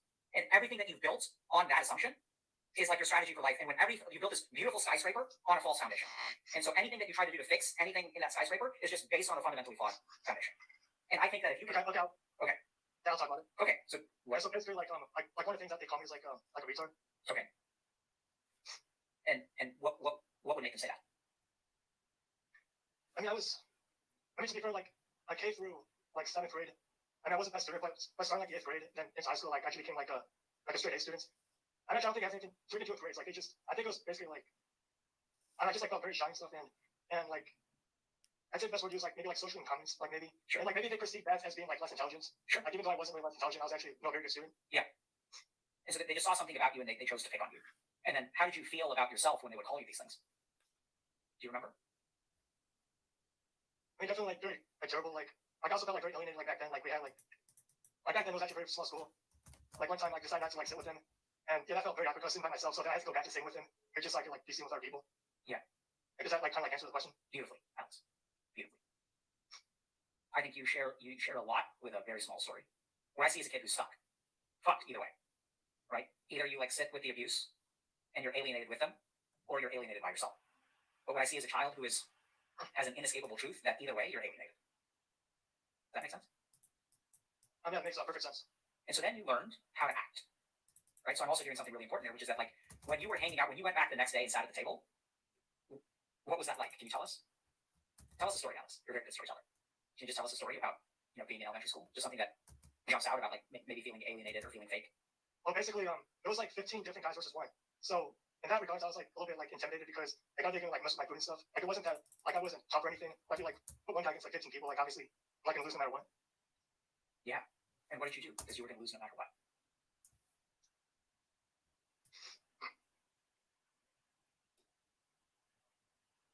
Yeah, basically not even like trying. Interesting. What would trying look like? What do it look like exactly? I mean, kind of hard to say, but I just like didn't know what to do. Like, Okay. So I respectfully disagree with something you said a little earlier. So 15 versus 1. What's the point in trying? Feels hopeless, right? It's impossible. Feel familiar? We talked about that before. oh yeah, And here's the crazy thing. I don't think you gave up on trying. I think you tried anyway. It's like that's what sitting back at the table is the second day. Getting up is moving by yourself. And then going back and sitting with them even though they bully you.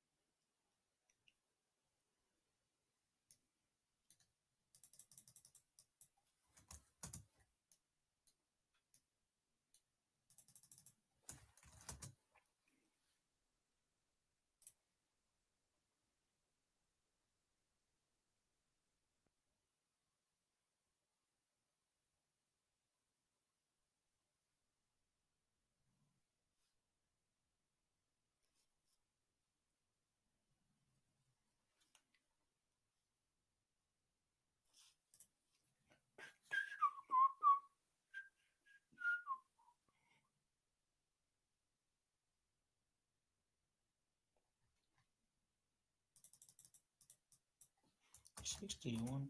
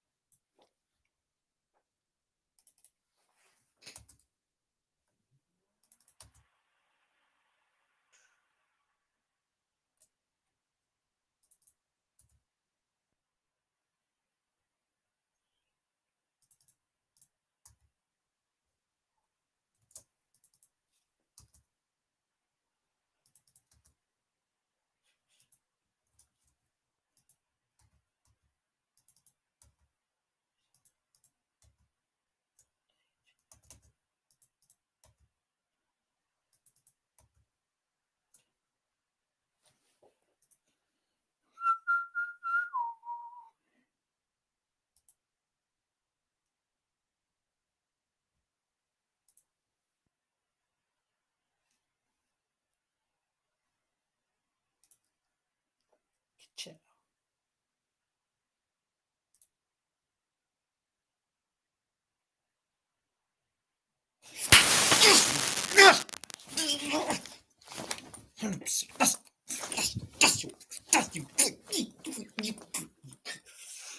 Okay, thanks indeed, motherfucker. Yeah. Yeah. Oh, 2% remaining. That's Ka-chow. Ka-chow.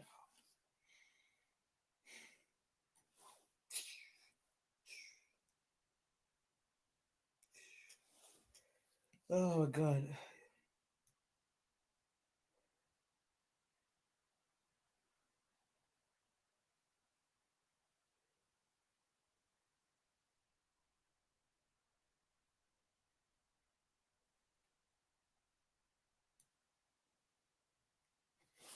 Were correct. You were correct. Good. Yeah. Okay, thanks, mother. It's your boy. And I said hi to the final. And I said hi. What you gonna? And I said hi to the rain. I still got so much work to do.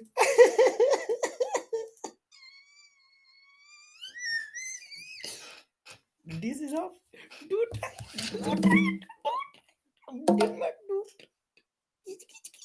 Each time you have to go into the tab, and there's the random factor here, and you need to change the random factor. I already did this.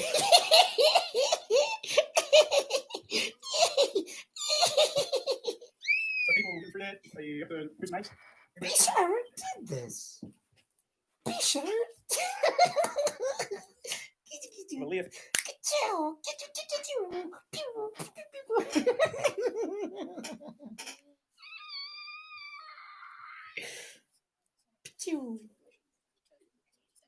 Yep. I already did this, motherfucker. In the situation. Okay, so a few sort of key ideas and things that I wanted to get out of there, right? So hopefully by comparing, great.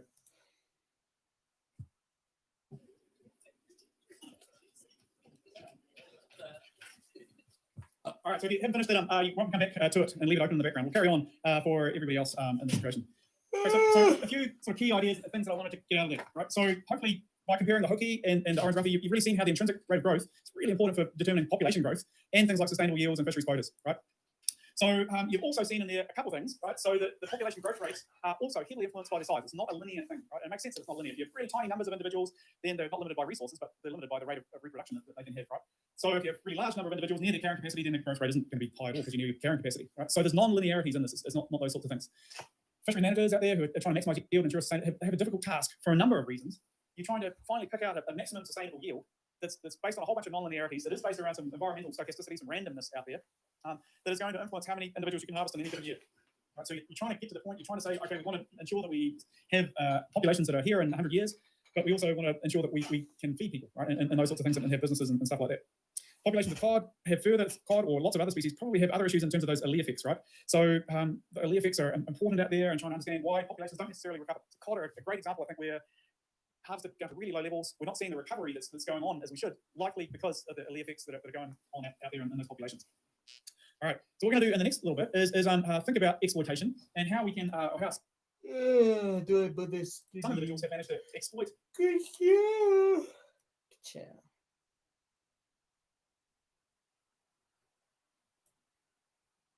I can do this. Stay positive. I can do this.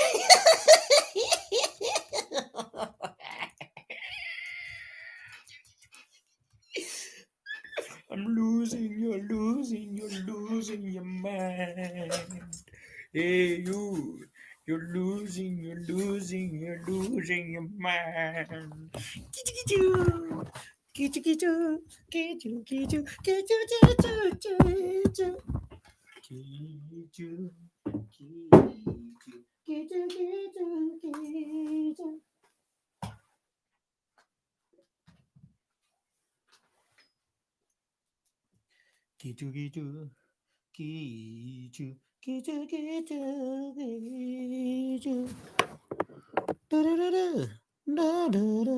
Once I'm walking on you. Get on the run, get on the run. What is he working on you? Oh, kiss him up. Well, a double rainbow is a phenomenon of optics that displays a spectrum of light due to the sun shining on droplets of moisture in the atmosphere. Focus on the battle. Illuminate the enemy. Banish the shadows. Going superior tactic. In the name of Demacia, I will punish you. Light 'em up. I love it, lightning. A double rainbow of light. A phenomenon of sunshine. Focus on the tactics. Focus on the enemy. Focus on the battle. Going covert ops deploy. Tactical decision. A double rainbow of light. A phenomenon of sunshine. Focus on the tactics. Focus on the enemy. Focus on Demacia.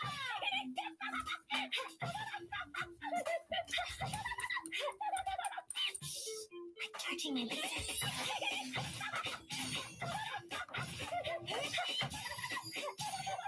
I suggest you forfeit instead. Going, focus on the battle. Illuminate the enemy. Banish the shadows. Going, double rainbow. To me.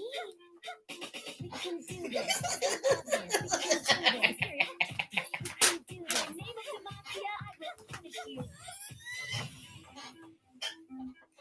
Love and friendship are the key to victory. Looks like I'm signing out. Till next time. Bye-bye.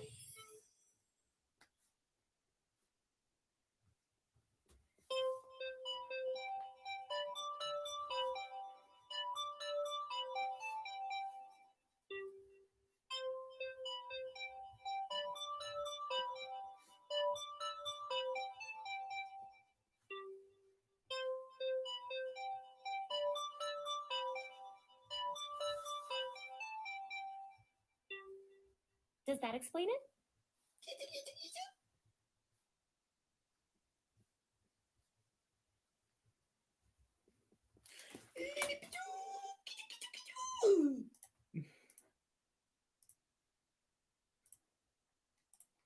Autoplay, I choose you.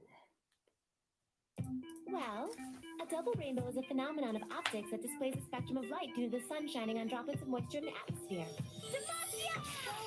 Focus on the battle. Illuminate the enemy. Banish the shadows. Going superior tactic. In the name of Demacia, I will punish you. Light 'em up. I love it, lightning. A double rainbow is light. A phenomenon of sunshine. Focus on the tactics. Focus on the enemy. Focus on the battle. Going covert ops deploy. Tactical decision. A double rainbow is light. A phenomenon of sunshine. Focus on the tactics. Focus on the enemy. Focus on Demacia.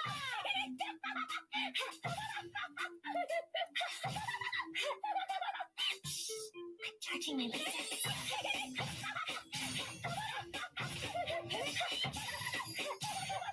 I suggest you forfeit instead. Going, focus on the battle. Illuminate the enemy. Banish the shadows. Going double rainbow. What does it mean? We can do this. Stay positive. We can do this. Superior tactics. We can do this. In the name of Demacia, I will punish you. Love and friendship are the key to victory. Looks like I'm signing out. Till What we're going to do in the next next little bit is think about exploitation and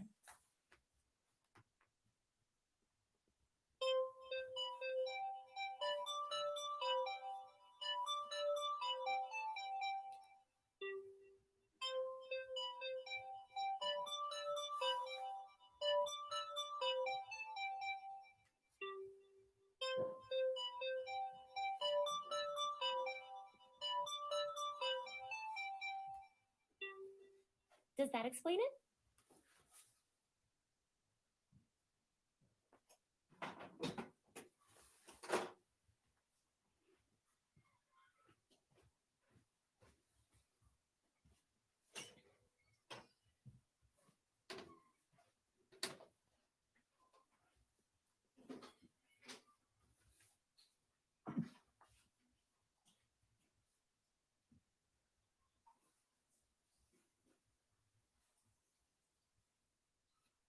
What they're told. Kya, kya, kya, kya, kya.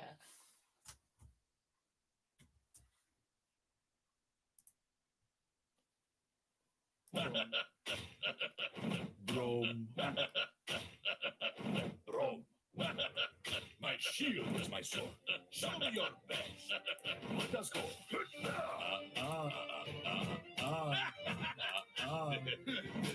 No dilly dally. Is best. No dilly dally. It is easy, don't you? See? He's on the job. Shield is here for you. That always said, stand behind, bro. Going get stuff. You more, bro. Don't move. Not so fast.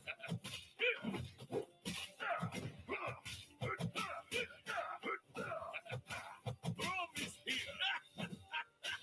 Life is good, no? Now this is fun.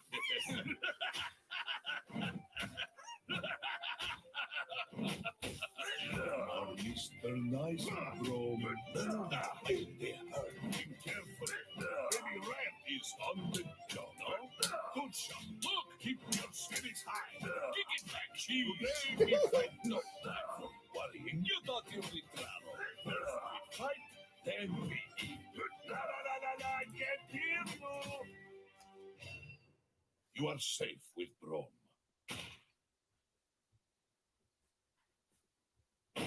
Keep your spirit high. Keep your spirit high. Keep your spirit high.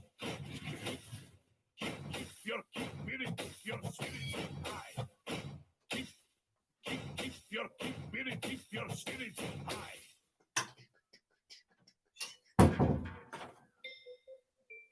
Pleased to meet you. Purple. That tasted yum. That tasted purple. Purple. That tasted yum. That tasted purple. That Lulu, the face sauces. Where's the bumblebee? Too tall. Much too tall. So let's use all the colors. how we can how some individuals have managed to exploit population and they can do that in a sustainable sort of way, right? So our issues around this, right? So it's the tragedy of the commons. Lots of people like to do the tragedy of the commons where you've got common resources. Tiny whales. Let's put on our thinking caps. You'll see more with your eyes closed. I got it! Get him, Pix! Sydney! Adorable! Delightify! Bubby! Pix! Slide! Pix! Hugify! Come on, you! Let's dance! Tremendo! Up we go! Exterminate! Custom Pix! Smogulate! Cuddly incoming! Up we go! Perfect! Let's go around again! Whoa! Sissy! Yup! That tasted purple! It's too good. Come back soon! Source out there, you've got lots of people harvesting of it. The person in a sustainable sort of little bit is think about exploitation and how we can, or how some individuals have managed to exploit populations, and how you can do that in a sustainable sort of way, right? there are issues around this, right? So it's the tragedy of the commons. Lots of people hopefully heard the tragedy of the commons, where you've got a common resource out there, you've got lots of people harvesting of it. The person that benefits most is the one that disobeys the rules and takes the most from it, right? So, if there's a common resource, you just grab as much as you can, right? And the winner is the one that grabs the most effectively.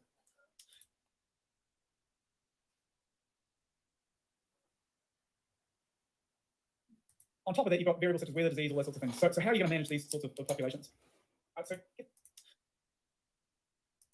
On top of that, you've got variables such as weather, disease, all that sorts of things. So how are you going to manage these sorts of populations? So it gets a little bit complicated, right? So you've seen these equations before, where in terms of the growth of a population, right, is a function of the intrinsic growth rate times the number of individuals that are in there, affected by the number of individuals over the total in the population, the total sustainable, total maximum in the population minus the yield. So you can imagine in scenarios where you have, say, a low population number, right? So if you've got a low population number and a high yield, then you're going to drive the populations towards extinction or lower the numbers, right? If you've got a low population and a low yield down in this sort of area, then you're going to drive populations upwards. And if you've got scenarios where you've got a high population but a really high quota that exceeds the maximum sustainable, you're still going to drive populations downwards. So you can these sorts of populations. So it gets a little bit complicated, right? So you've seen these equations before, where in terms of the growth of a population, right, is a function of the intrinsic growth rate times the number of individuals that are in there, affected by the number of individuals over the total in the population, the total sustainable, total maximum in the population minus the yield. So you can imagine in scenarios where you have, say, a low population number, right? So if you've got a low population number and a high yield,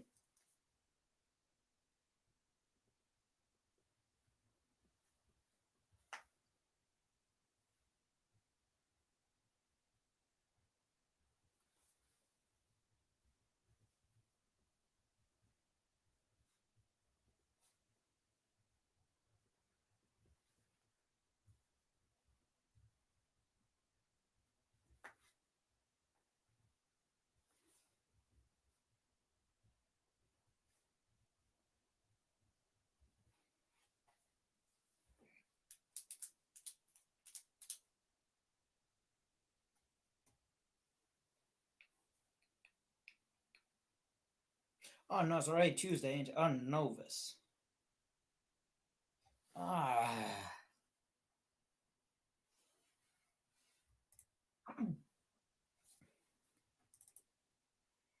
you're going to drive the populations towards extinction or lower the numbers, right? If you've got a low population and a low yield down in this sort of area, then you're going to drive populations upwards. And if you've got scenarios where you've got a high population but a really high quota that exceeds the maximum sustainable, you're still going to drive populations downwards. It's trying to estimate where you are on scenarios. We've got a low and you can imagine it was over the total in the population, the total sustainable, total maximum in the population minus the yield. So you can imagine in scenarios where you have, say, a low population number, right? So if you've got a low population number and a high yield, then you're going to drive the populations towards extinction or lower the numbers, right? If you've got a low population and a low yield down in this sort of area, then you're going to drive populations upwards.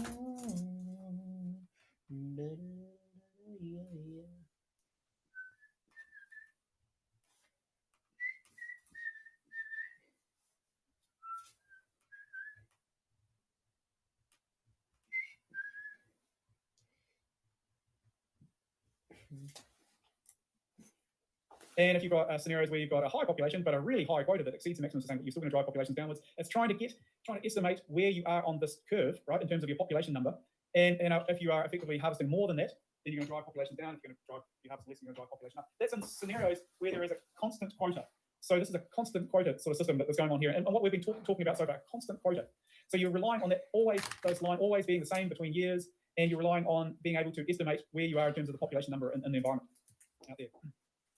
So a much more sensible way of going about doing this, right, is to say, well, let's think about the intrinsic growth rate and let's have a proportional quota system that's going on, right? So rather than trying to harvest at that line, then you're taking in every year a proportion of the maximum sustainable yield. So you're always ensuring that, okay, you're not harvesting above this solid line. You're always maximum sustainable yield.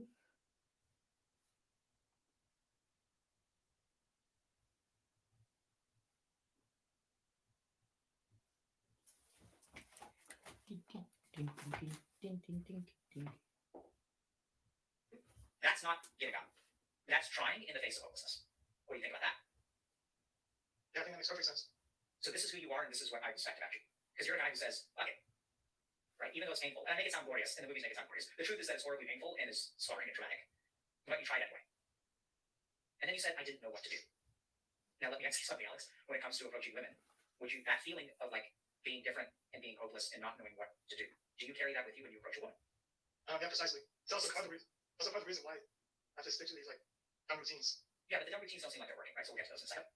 But here's the problem. Like, I don't know how else to say this, Alex, but the things that hold you back today and that you carry with you are, your words, precisely what you felt years ago. And so here's the really cool thing. If you deal with those feelings, this entire skyscraper is going to come tumbling down. Your problems with women, I know this sounds fucking, in a sense, will vanish. Because they're not problems with women. They're problems with you. The reason that I think women reject you is because when they scratch beneath the surface, what they see is what you are. And as long as you believe that that's what you are, that's what they're going to see.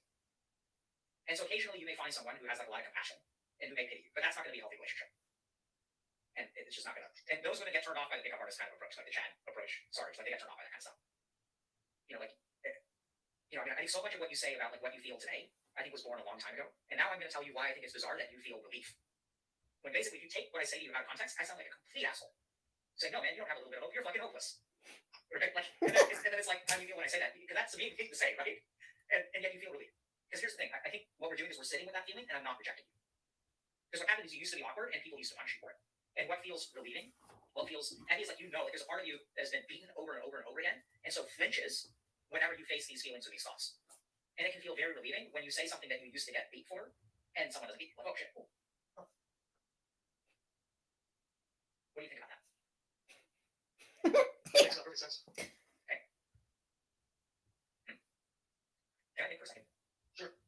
Now I don't know where to go. I feel like I blew my load way too early. Usually this happens at the end. And someone cries. Oh my god. Okay, so it makes perfect sense. So I think we figured something out. So that question is what to do. Yeah, questions, by the way? Not at all, actually. Yeah, definitely. That helps a lot. How does it help? Yeah, well, now I know, like, basically, like, that's what they focus on. It definitely, I fix all your stuff. Yep. How do you do that? How I do that, I mean, yeah, so basically, like, yeah, like, we build, like, the foundation on, like, how, like, I see myself, like, the stuff, like, I got taught, like, that then. I basically, like, declutter that. Yep. So this is the first thing that I wrote.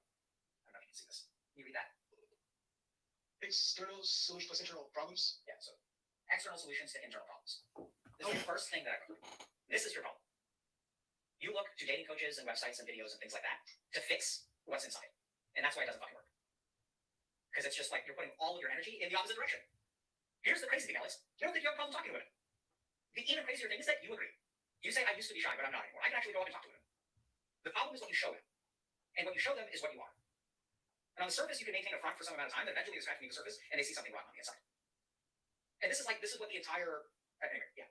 I think the whole pickup artist like approach is like based on this fundamental misnomer. And the thing is, it works for some people, right? Like you get some kinds of outcomes, and if you roll the dice enough, you're gonna get people like hook up with you. But my overwhelming experience talking to people who've done all this pickup artist stuff is that like 1 in 10 seems to do like way better, but 9 out of 10 don't seem to get much out of it. I don't know if you would agree or disagree with that. I think it definitely makes sense. So like I think this starts, Alex, with like if you believe that you're an alien, when you interact with another human being, they're going to be able to sense that, especially women. And by especially, there's actually data that suggests that their brains are somewhat different. And don't overread into this crap by all means. But human beings are empathic, and oftentimes men are conditioned to be less empathic, and women are not conditioned in the same way. I think a lot of it is conditioning. And so on some level, they pick up what you have underneath the surface. And then something about this entire thing sounds super artificial. The approach. And it's like a bombing one. It's like, you know. And then the girl gives you the number and then ghosts you. It's like I said, what you got to do is like have a conversation with someone. Don't try to get laid. Just like go out and meet people. Don't try to pick up women. Just meet people. And that's what terrifies you, because like that's what you did when you were in kindergarten. It's like you tried to just have friends, and boy, did you get burned. And so it's way easier when you stop thinking about them as people and start thinking about them as, what term do they use? I guess I can. What term? What how do they refer to women in circles that you like the target? Yeah, that's definitely one of them. Like sometimes we call them like HB 8 or 9, which stands for like hot babe 9. Yeah, right. So like here's the thing. Like you dehumanize them, because then Alex, the molding. So your brain has this idea that like when I interact with humans, they treat me like shit. And if I don't treat them like humans, then that previous programming doesn't apply here. It's a whole new ballgame. Does that make sense at all, or not so much? That definitely makes sense. Right. So then you're playing a game. It's a game. It's not about like me being a human and them being human. It's like I'm an avatar of a chat, and they're the HV 8 or 9. And so it's like a story. It's like a role play. And like the cool thing about stories is we get to be people that we're not. And so it's very appealing. What I would love though is if you could just be yourself and be okay with that, because I don't think you're a fuck up, man. You're 20 years old. You have plenty of time, bro. Trust me. Okay. Questions? Other questions? Not really that. Definitely cleared a ton of things up for me. Thanks. Yeah, you're very welcome. I'm torn a little bit between, so we got a couple options. One is we still have some time. Do you want to continue talking? Yeah, definitely. Okay. So here's two or three options. One is we can talk a little bit about practicality. So how does one go about the process of fluttering? But I do find myself, I kind of like derailed you from, talking about the videos and the pickup artists and the dating coaches, which I think people are curious about. I'm still curious about those. So, I mean, can we still talk about that? And that philosophy and approach. Okay. So you said you started talking about, you said you started watching lots and lots of videos. So can you tell us about those videos? Yes. I have like a ton of those programs, probably like a terabyte, to be honest, for that much. If I have to go back to the very first program I watched, yeah, it was basically like a guy interviewing like a bunch of women and then like finding out like how like specific girl stuff. And like there are also like other programs, like what I watched last year, it was I guess a focus on mindsets.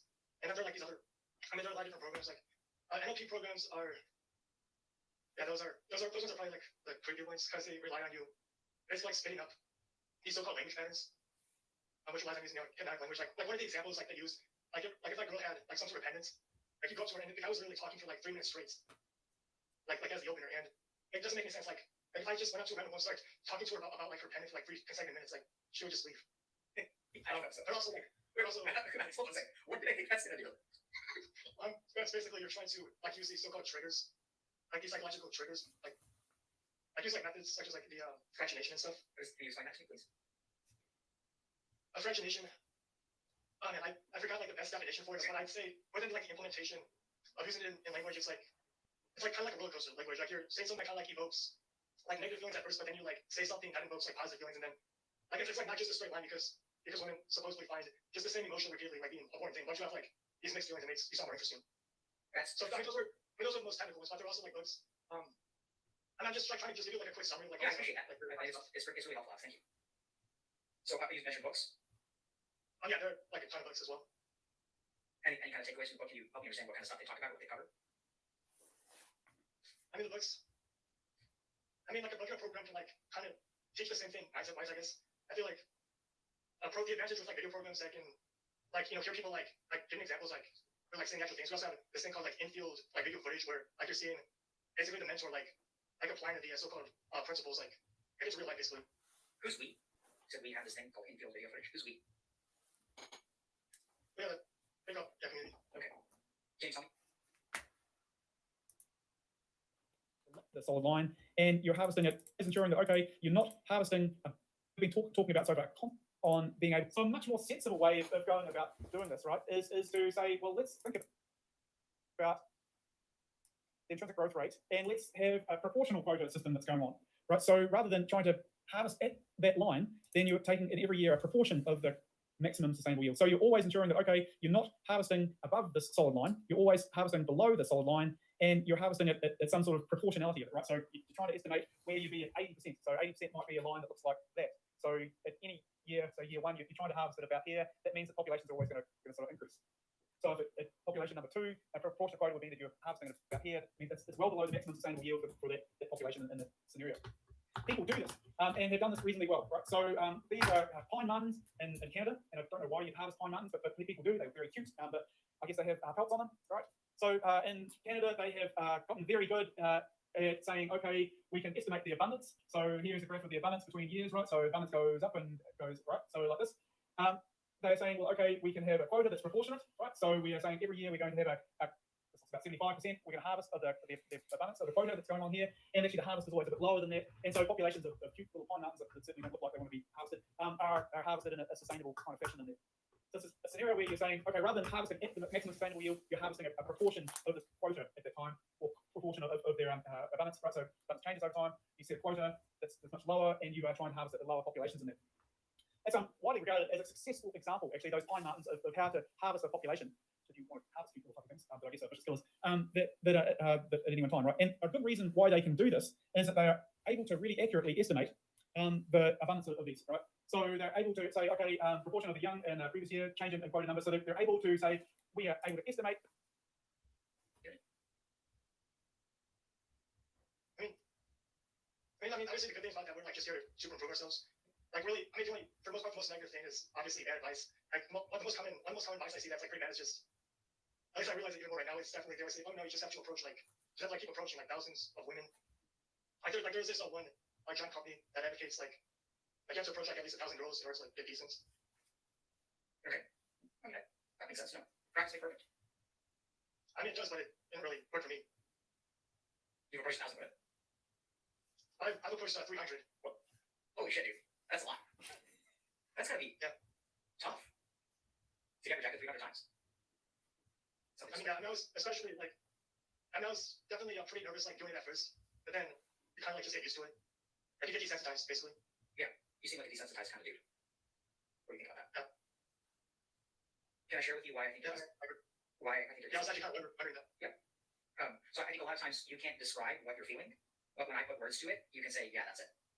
Right, so that suggests to me that like you just don't quite know, like you sort of can face the feeling, but you don't really have like, it's almost like a colorblind when it comes to looking within yourself, which is why I think I was so desensitized. But with a little bit of help, you can learn what it is that you're feeling.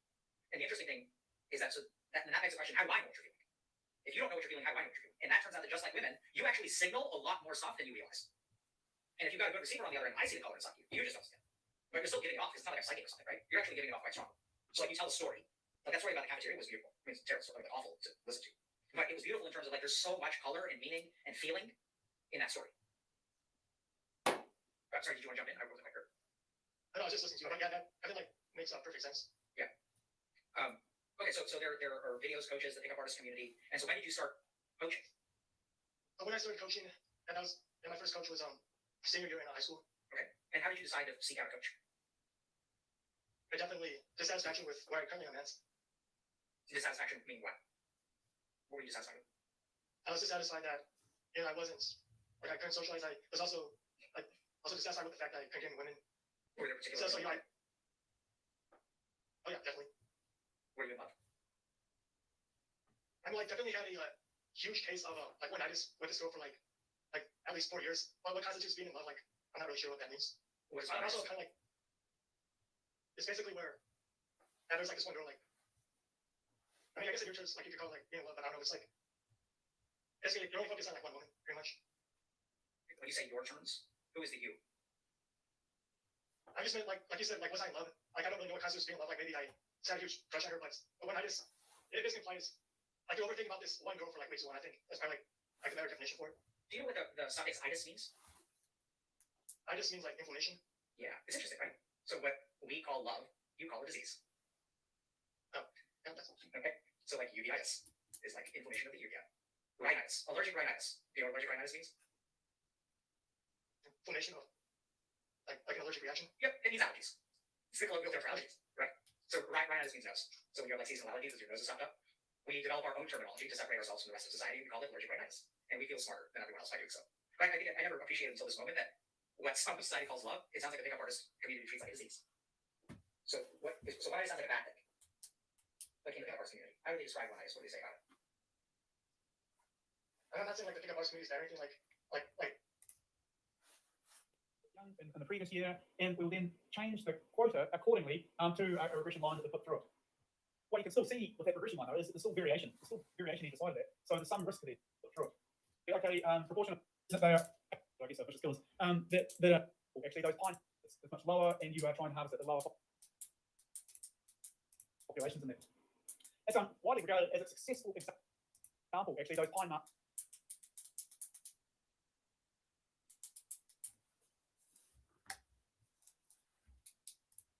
of how to harvest a population. If you want to harvest people fucking things, but I guess they're vicious killers. That are at any one time, right? And a good reason why they can do this is that they are able to really accurately estimate the abundance of these, right? So they're able to say, okay, proportion of the young in the previous year, change in quota number. So they're able to say, we are able to estimate the number of young in the previous year, and we'll then change the quota accordingly to a regression line that we put through it. What you can still see with that regression line, though, is there's still variation. There's still variation either side of that. So there's some risk there in doing that sort of thing. So some years when there are low numbers of individuals, then they lower the quota, so change in quota number. So this is going negative, so you have a reduced quota. When there's lots of high young in a previous year, then you can increase the quota. So as long as you're able to have a way of estimating the number of reproduction in those situations, then you're able to get it, right? You're able to manage the population as well. So again, proportion of young animals in harvest, right? And rate of increase, they're able to say, look, the rate of increase is related to the number of reproduction basically that's happening in previous years. Rate of increase, they're able to say, look, the rate of increase is estimate the number of young in the previous year, and we'll then change the quota accordingly to a regression line that we put through it. What you can still see with that regression line, though, is there's still variation. There's still variation either side of that. So there's some risk there in doing that sort of thing. So some years when there are low numbers of individuals, then they lower the quota, so change in quota number. So this is going negative, so you have a reduced quota. When there's lots of high young in a previous year, then you increase the quota. So as long as you're able to have a way of estimating the number of reproduction in those situations, then you're able to get it, right? You're able to manage the population as well. So again, proportion of young animals in harvest, right? And rate of increase, they're able to say, look, the rate of increase is related to the number of reproduction basically that's happening in previous years. So proportional quota is exploitation, right? So you're taking into account the reproduction from previous years and the population size, and you're able to adjust your quota up and down between years depending on that. That relies heavily on our ability to estimate the reproduction and the number of individuals in a population. For these pine martins, you can do both of those. You can say, we're going to sense that we are evaluation improvements. So it's like, hominitis in particular. Hominitis, I guess like we have like these red pelish like views like on women, like we like if we focus on one girl, I guess everything's gonna be bad. Like number one, yeah, we should number one, like we should have we should pelish like views like on women, but hominitis in particular. Hominitis, and I'm not saying like the pickup arts community is bad or anything. Like I guess like we're going to sense that we are evaluation improvements. So it's like, hominitis in particular. Hominitis, I guess like we have like these red pelish like views like on women, like we like if we focus on one girl, I guess everything's gonna be bad. Like number one, yeah, we should number one, like we should have like an abundance of women. Just talk about like there's like always a lot more women, and number two, like I guess at least in my perspective, if you're like always focus on one woman, if you're like extremely nervous, like maybe you'd be like less likely to get or something.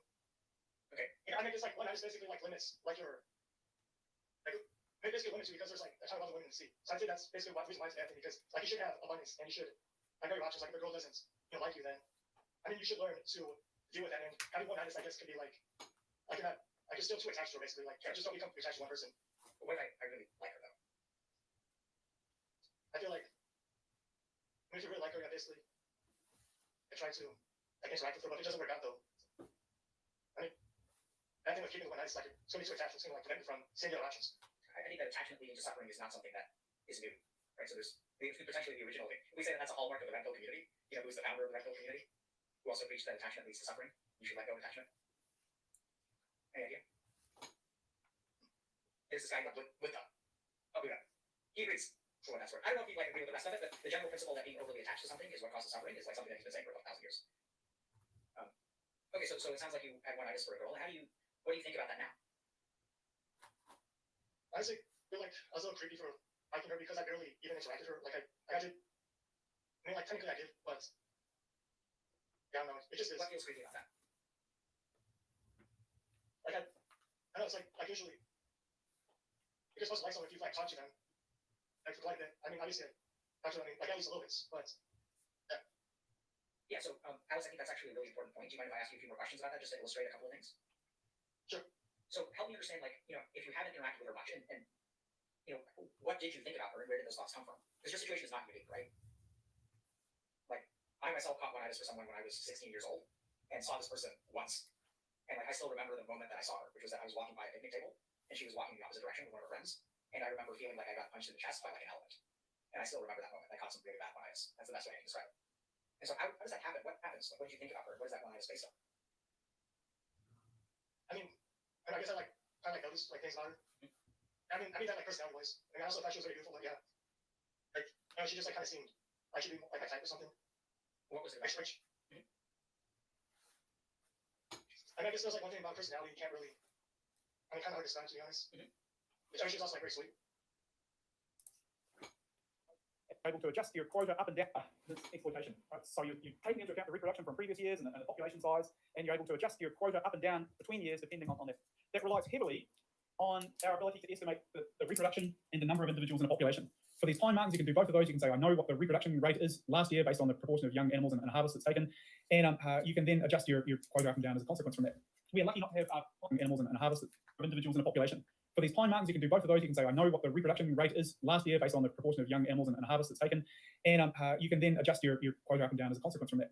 We are lucky not to have time markings in New Zealand.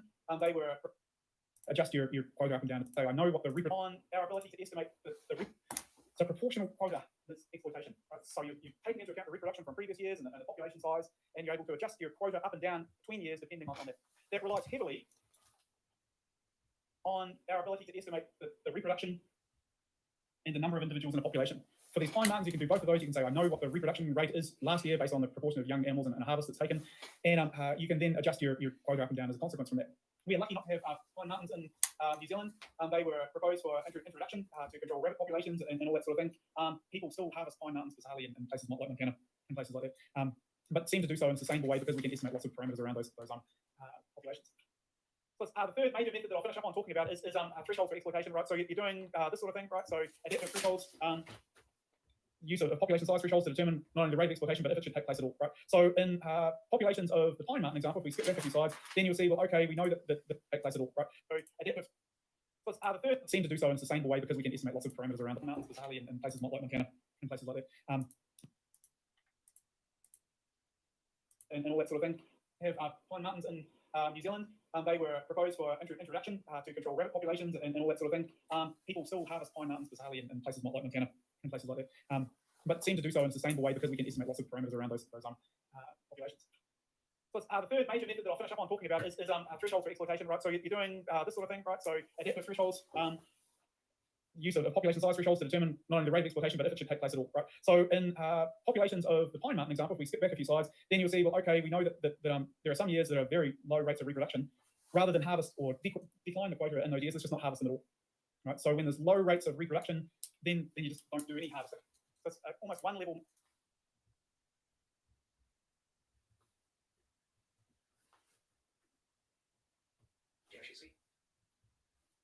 It's just like something you pick up on, you know? Explain that to me. How do you pick up on it? And it's like, I kind of describe. What does it feel like thinking about her and talking about her?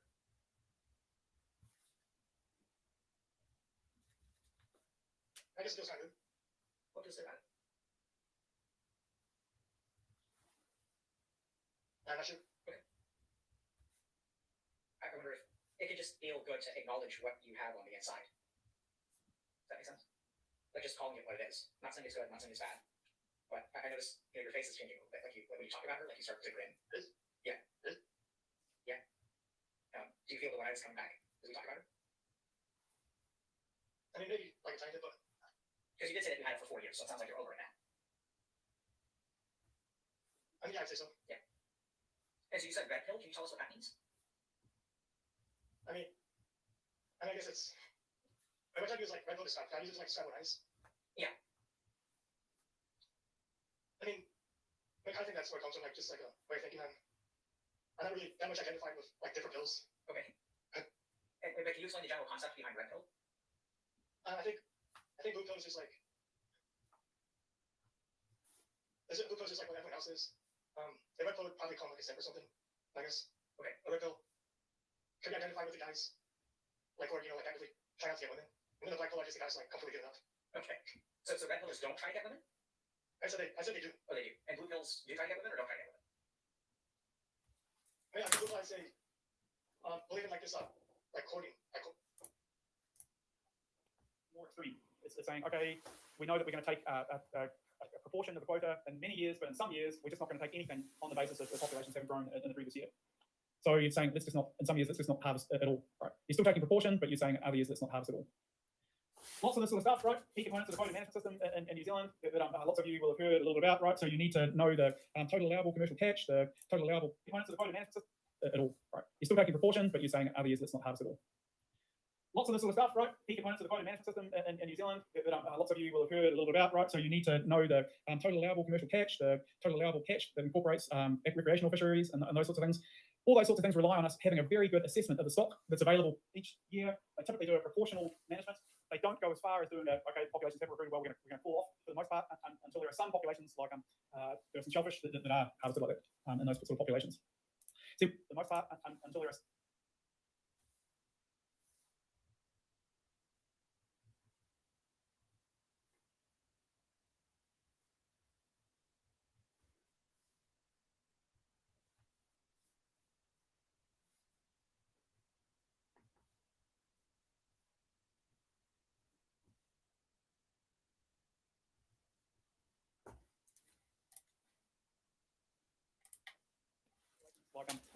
there are some shellfish that are harvested like that in those sort of populations.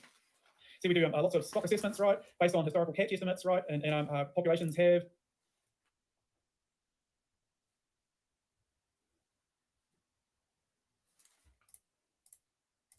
over time. This is graphs going from 1931 on snapper fisheries. You see populations that have been harvested, right, or is going increasing here. Then the quota management system was introduced and harvesting has been relative to 1931 on snapper fisheries. You see populations that have been harvested, right, or is going increasing here. Then the quota management system was introduced and harvesting has been relatively constant over the last 25 years or so. Populations have fluctuated as a consequence.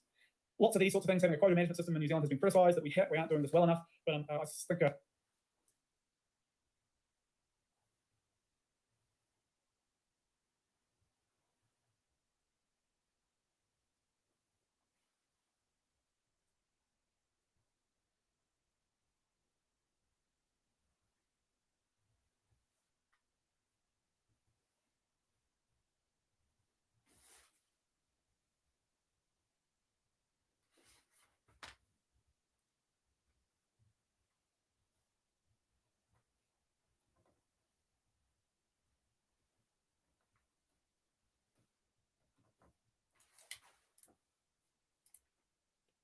many countries around the world that look at New Zealand in terms of our taking of the proportional system and managing our quota based on annual stock assessments to be pretty well. But it's harder when you get to species like stargazer, this one down here, to be able to do that sort of thing properly, right? There are other people, there's lots of that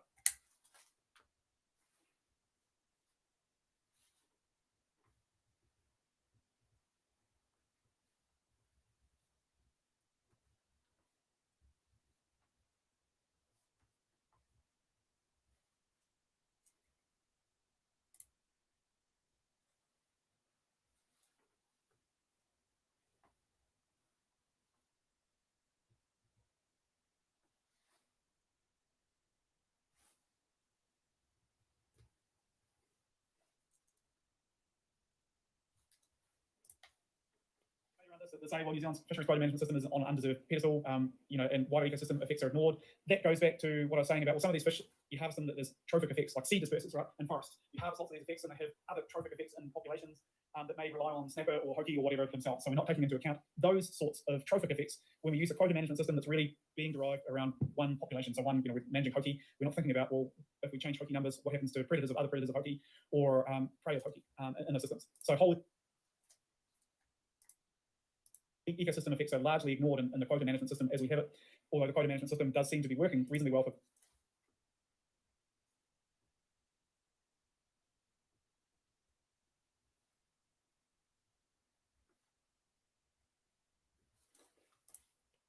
in those situations. Okay, so we talked about overexploitation. It is a driver of extinction, right? And it's a key driver, number one driver in lots of populations. Talked about exploitation of non-target species, right? So trophic effects that are going on there. Hopefully you've got an idea, especially from those spreadsheets around intrinsic growth rates, how really important that sort of thing is. Maximum sustainable yield, how you can calculate that. Make sure you remember there's variation in maximum sustainable yield, and that's important. You can get around that by proportional harvesting. And hopefully now you've got an idea of the effects and all those things in populations. I'll leave it there. Thanks. And hopefully now you've got to like call a woman, like take her out on like 3 dates before like you can even do stuff with her. Yeah. Okay. So if you're in love, you're a blue pillar, and if you have one eye, you're a red pillar. I mean, probably. Okay. Thanks for clarifying. I'm not the most familiar with the pills, but I think that's probably general concepts. Okay, so it sounds like you're more familiar with the pickup artist scene. Yeah, definitely. Okay, so how did you find a coach?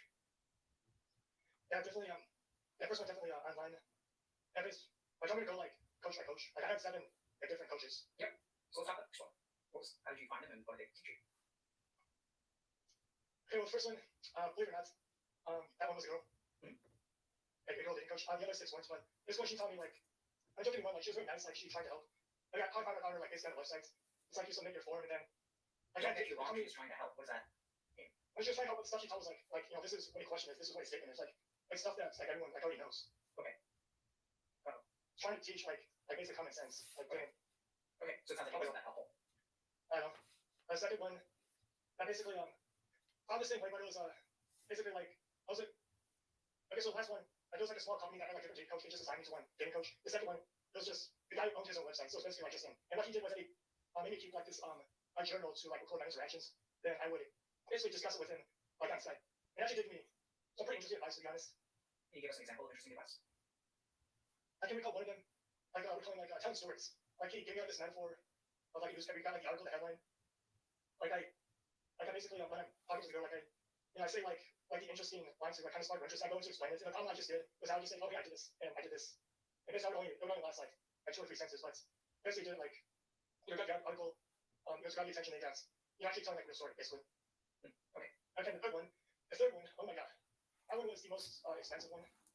Yeah, it was $3,000 for that one. It was basically a 3-month coaching program, and they did it. Like I did get individualized coaching by the main coach, but it was also like in a group like setting where like we interacted on this platform with actually all these other students like doing the coaching program. And another interesting thing was that we had these missions where an example of mission would be it could be related to getting women like get a phone number from a girl or ask a girl to like closer or something. Go on Instagram with girls in that one. We also had like more topic space ones such as like breakdance in public. Yeah, so basically like I was recording like breakdancing in the mall. I definitely did help with confidence. I literally got someone to record me like breakdancing in the mall. I definitely did help with confidence. I literally was just like all of these. I was like, that's fucking awesome, bro. Yeah, right. Yeah. That's so cool. Hey, keep going. This is a good album. So it helps on the confidence. Yeah, that program cost me $3,000. That was the most expensive one. I know a lot of other things like advice would just give. I was honestly stuff I already do from YouTube, like take cold showers and stuff. How does that help? And I mean, I guess it can like strengthen your will a little. I say, well, I don't mean like willpower, but just like enjoy. I guess it could be like similar to approaching like if you compare like jumping the pool. But also had this thing where like we like we did like individual sessions, but also kind of like group online sessions like we did a video chat on Skype where like there was this segment where like the main coach actually brought his girl out to interact with her, and yeah, I would basically get like 1 or 2 minutes on the timer to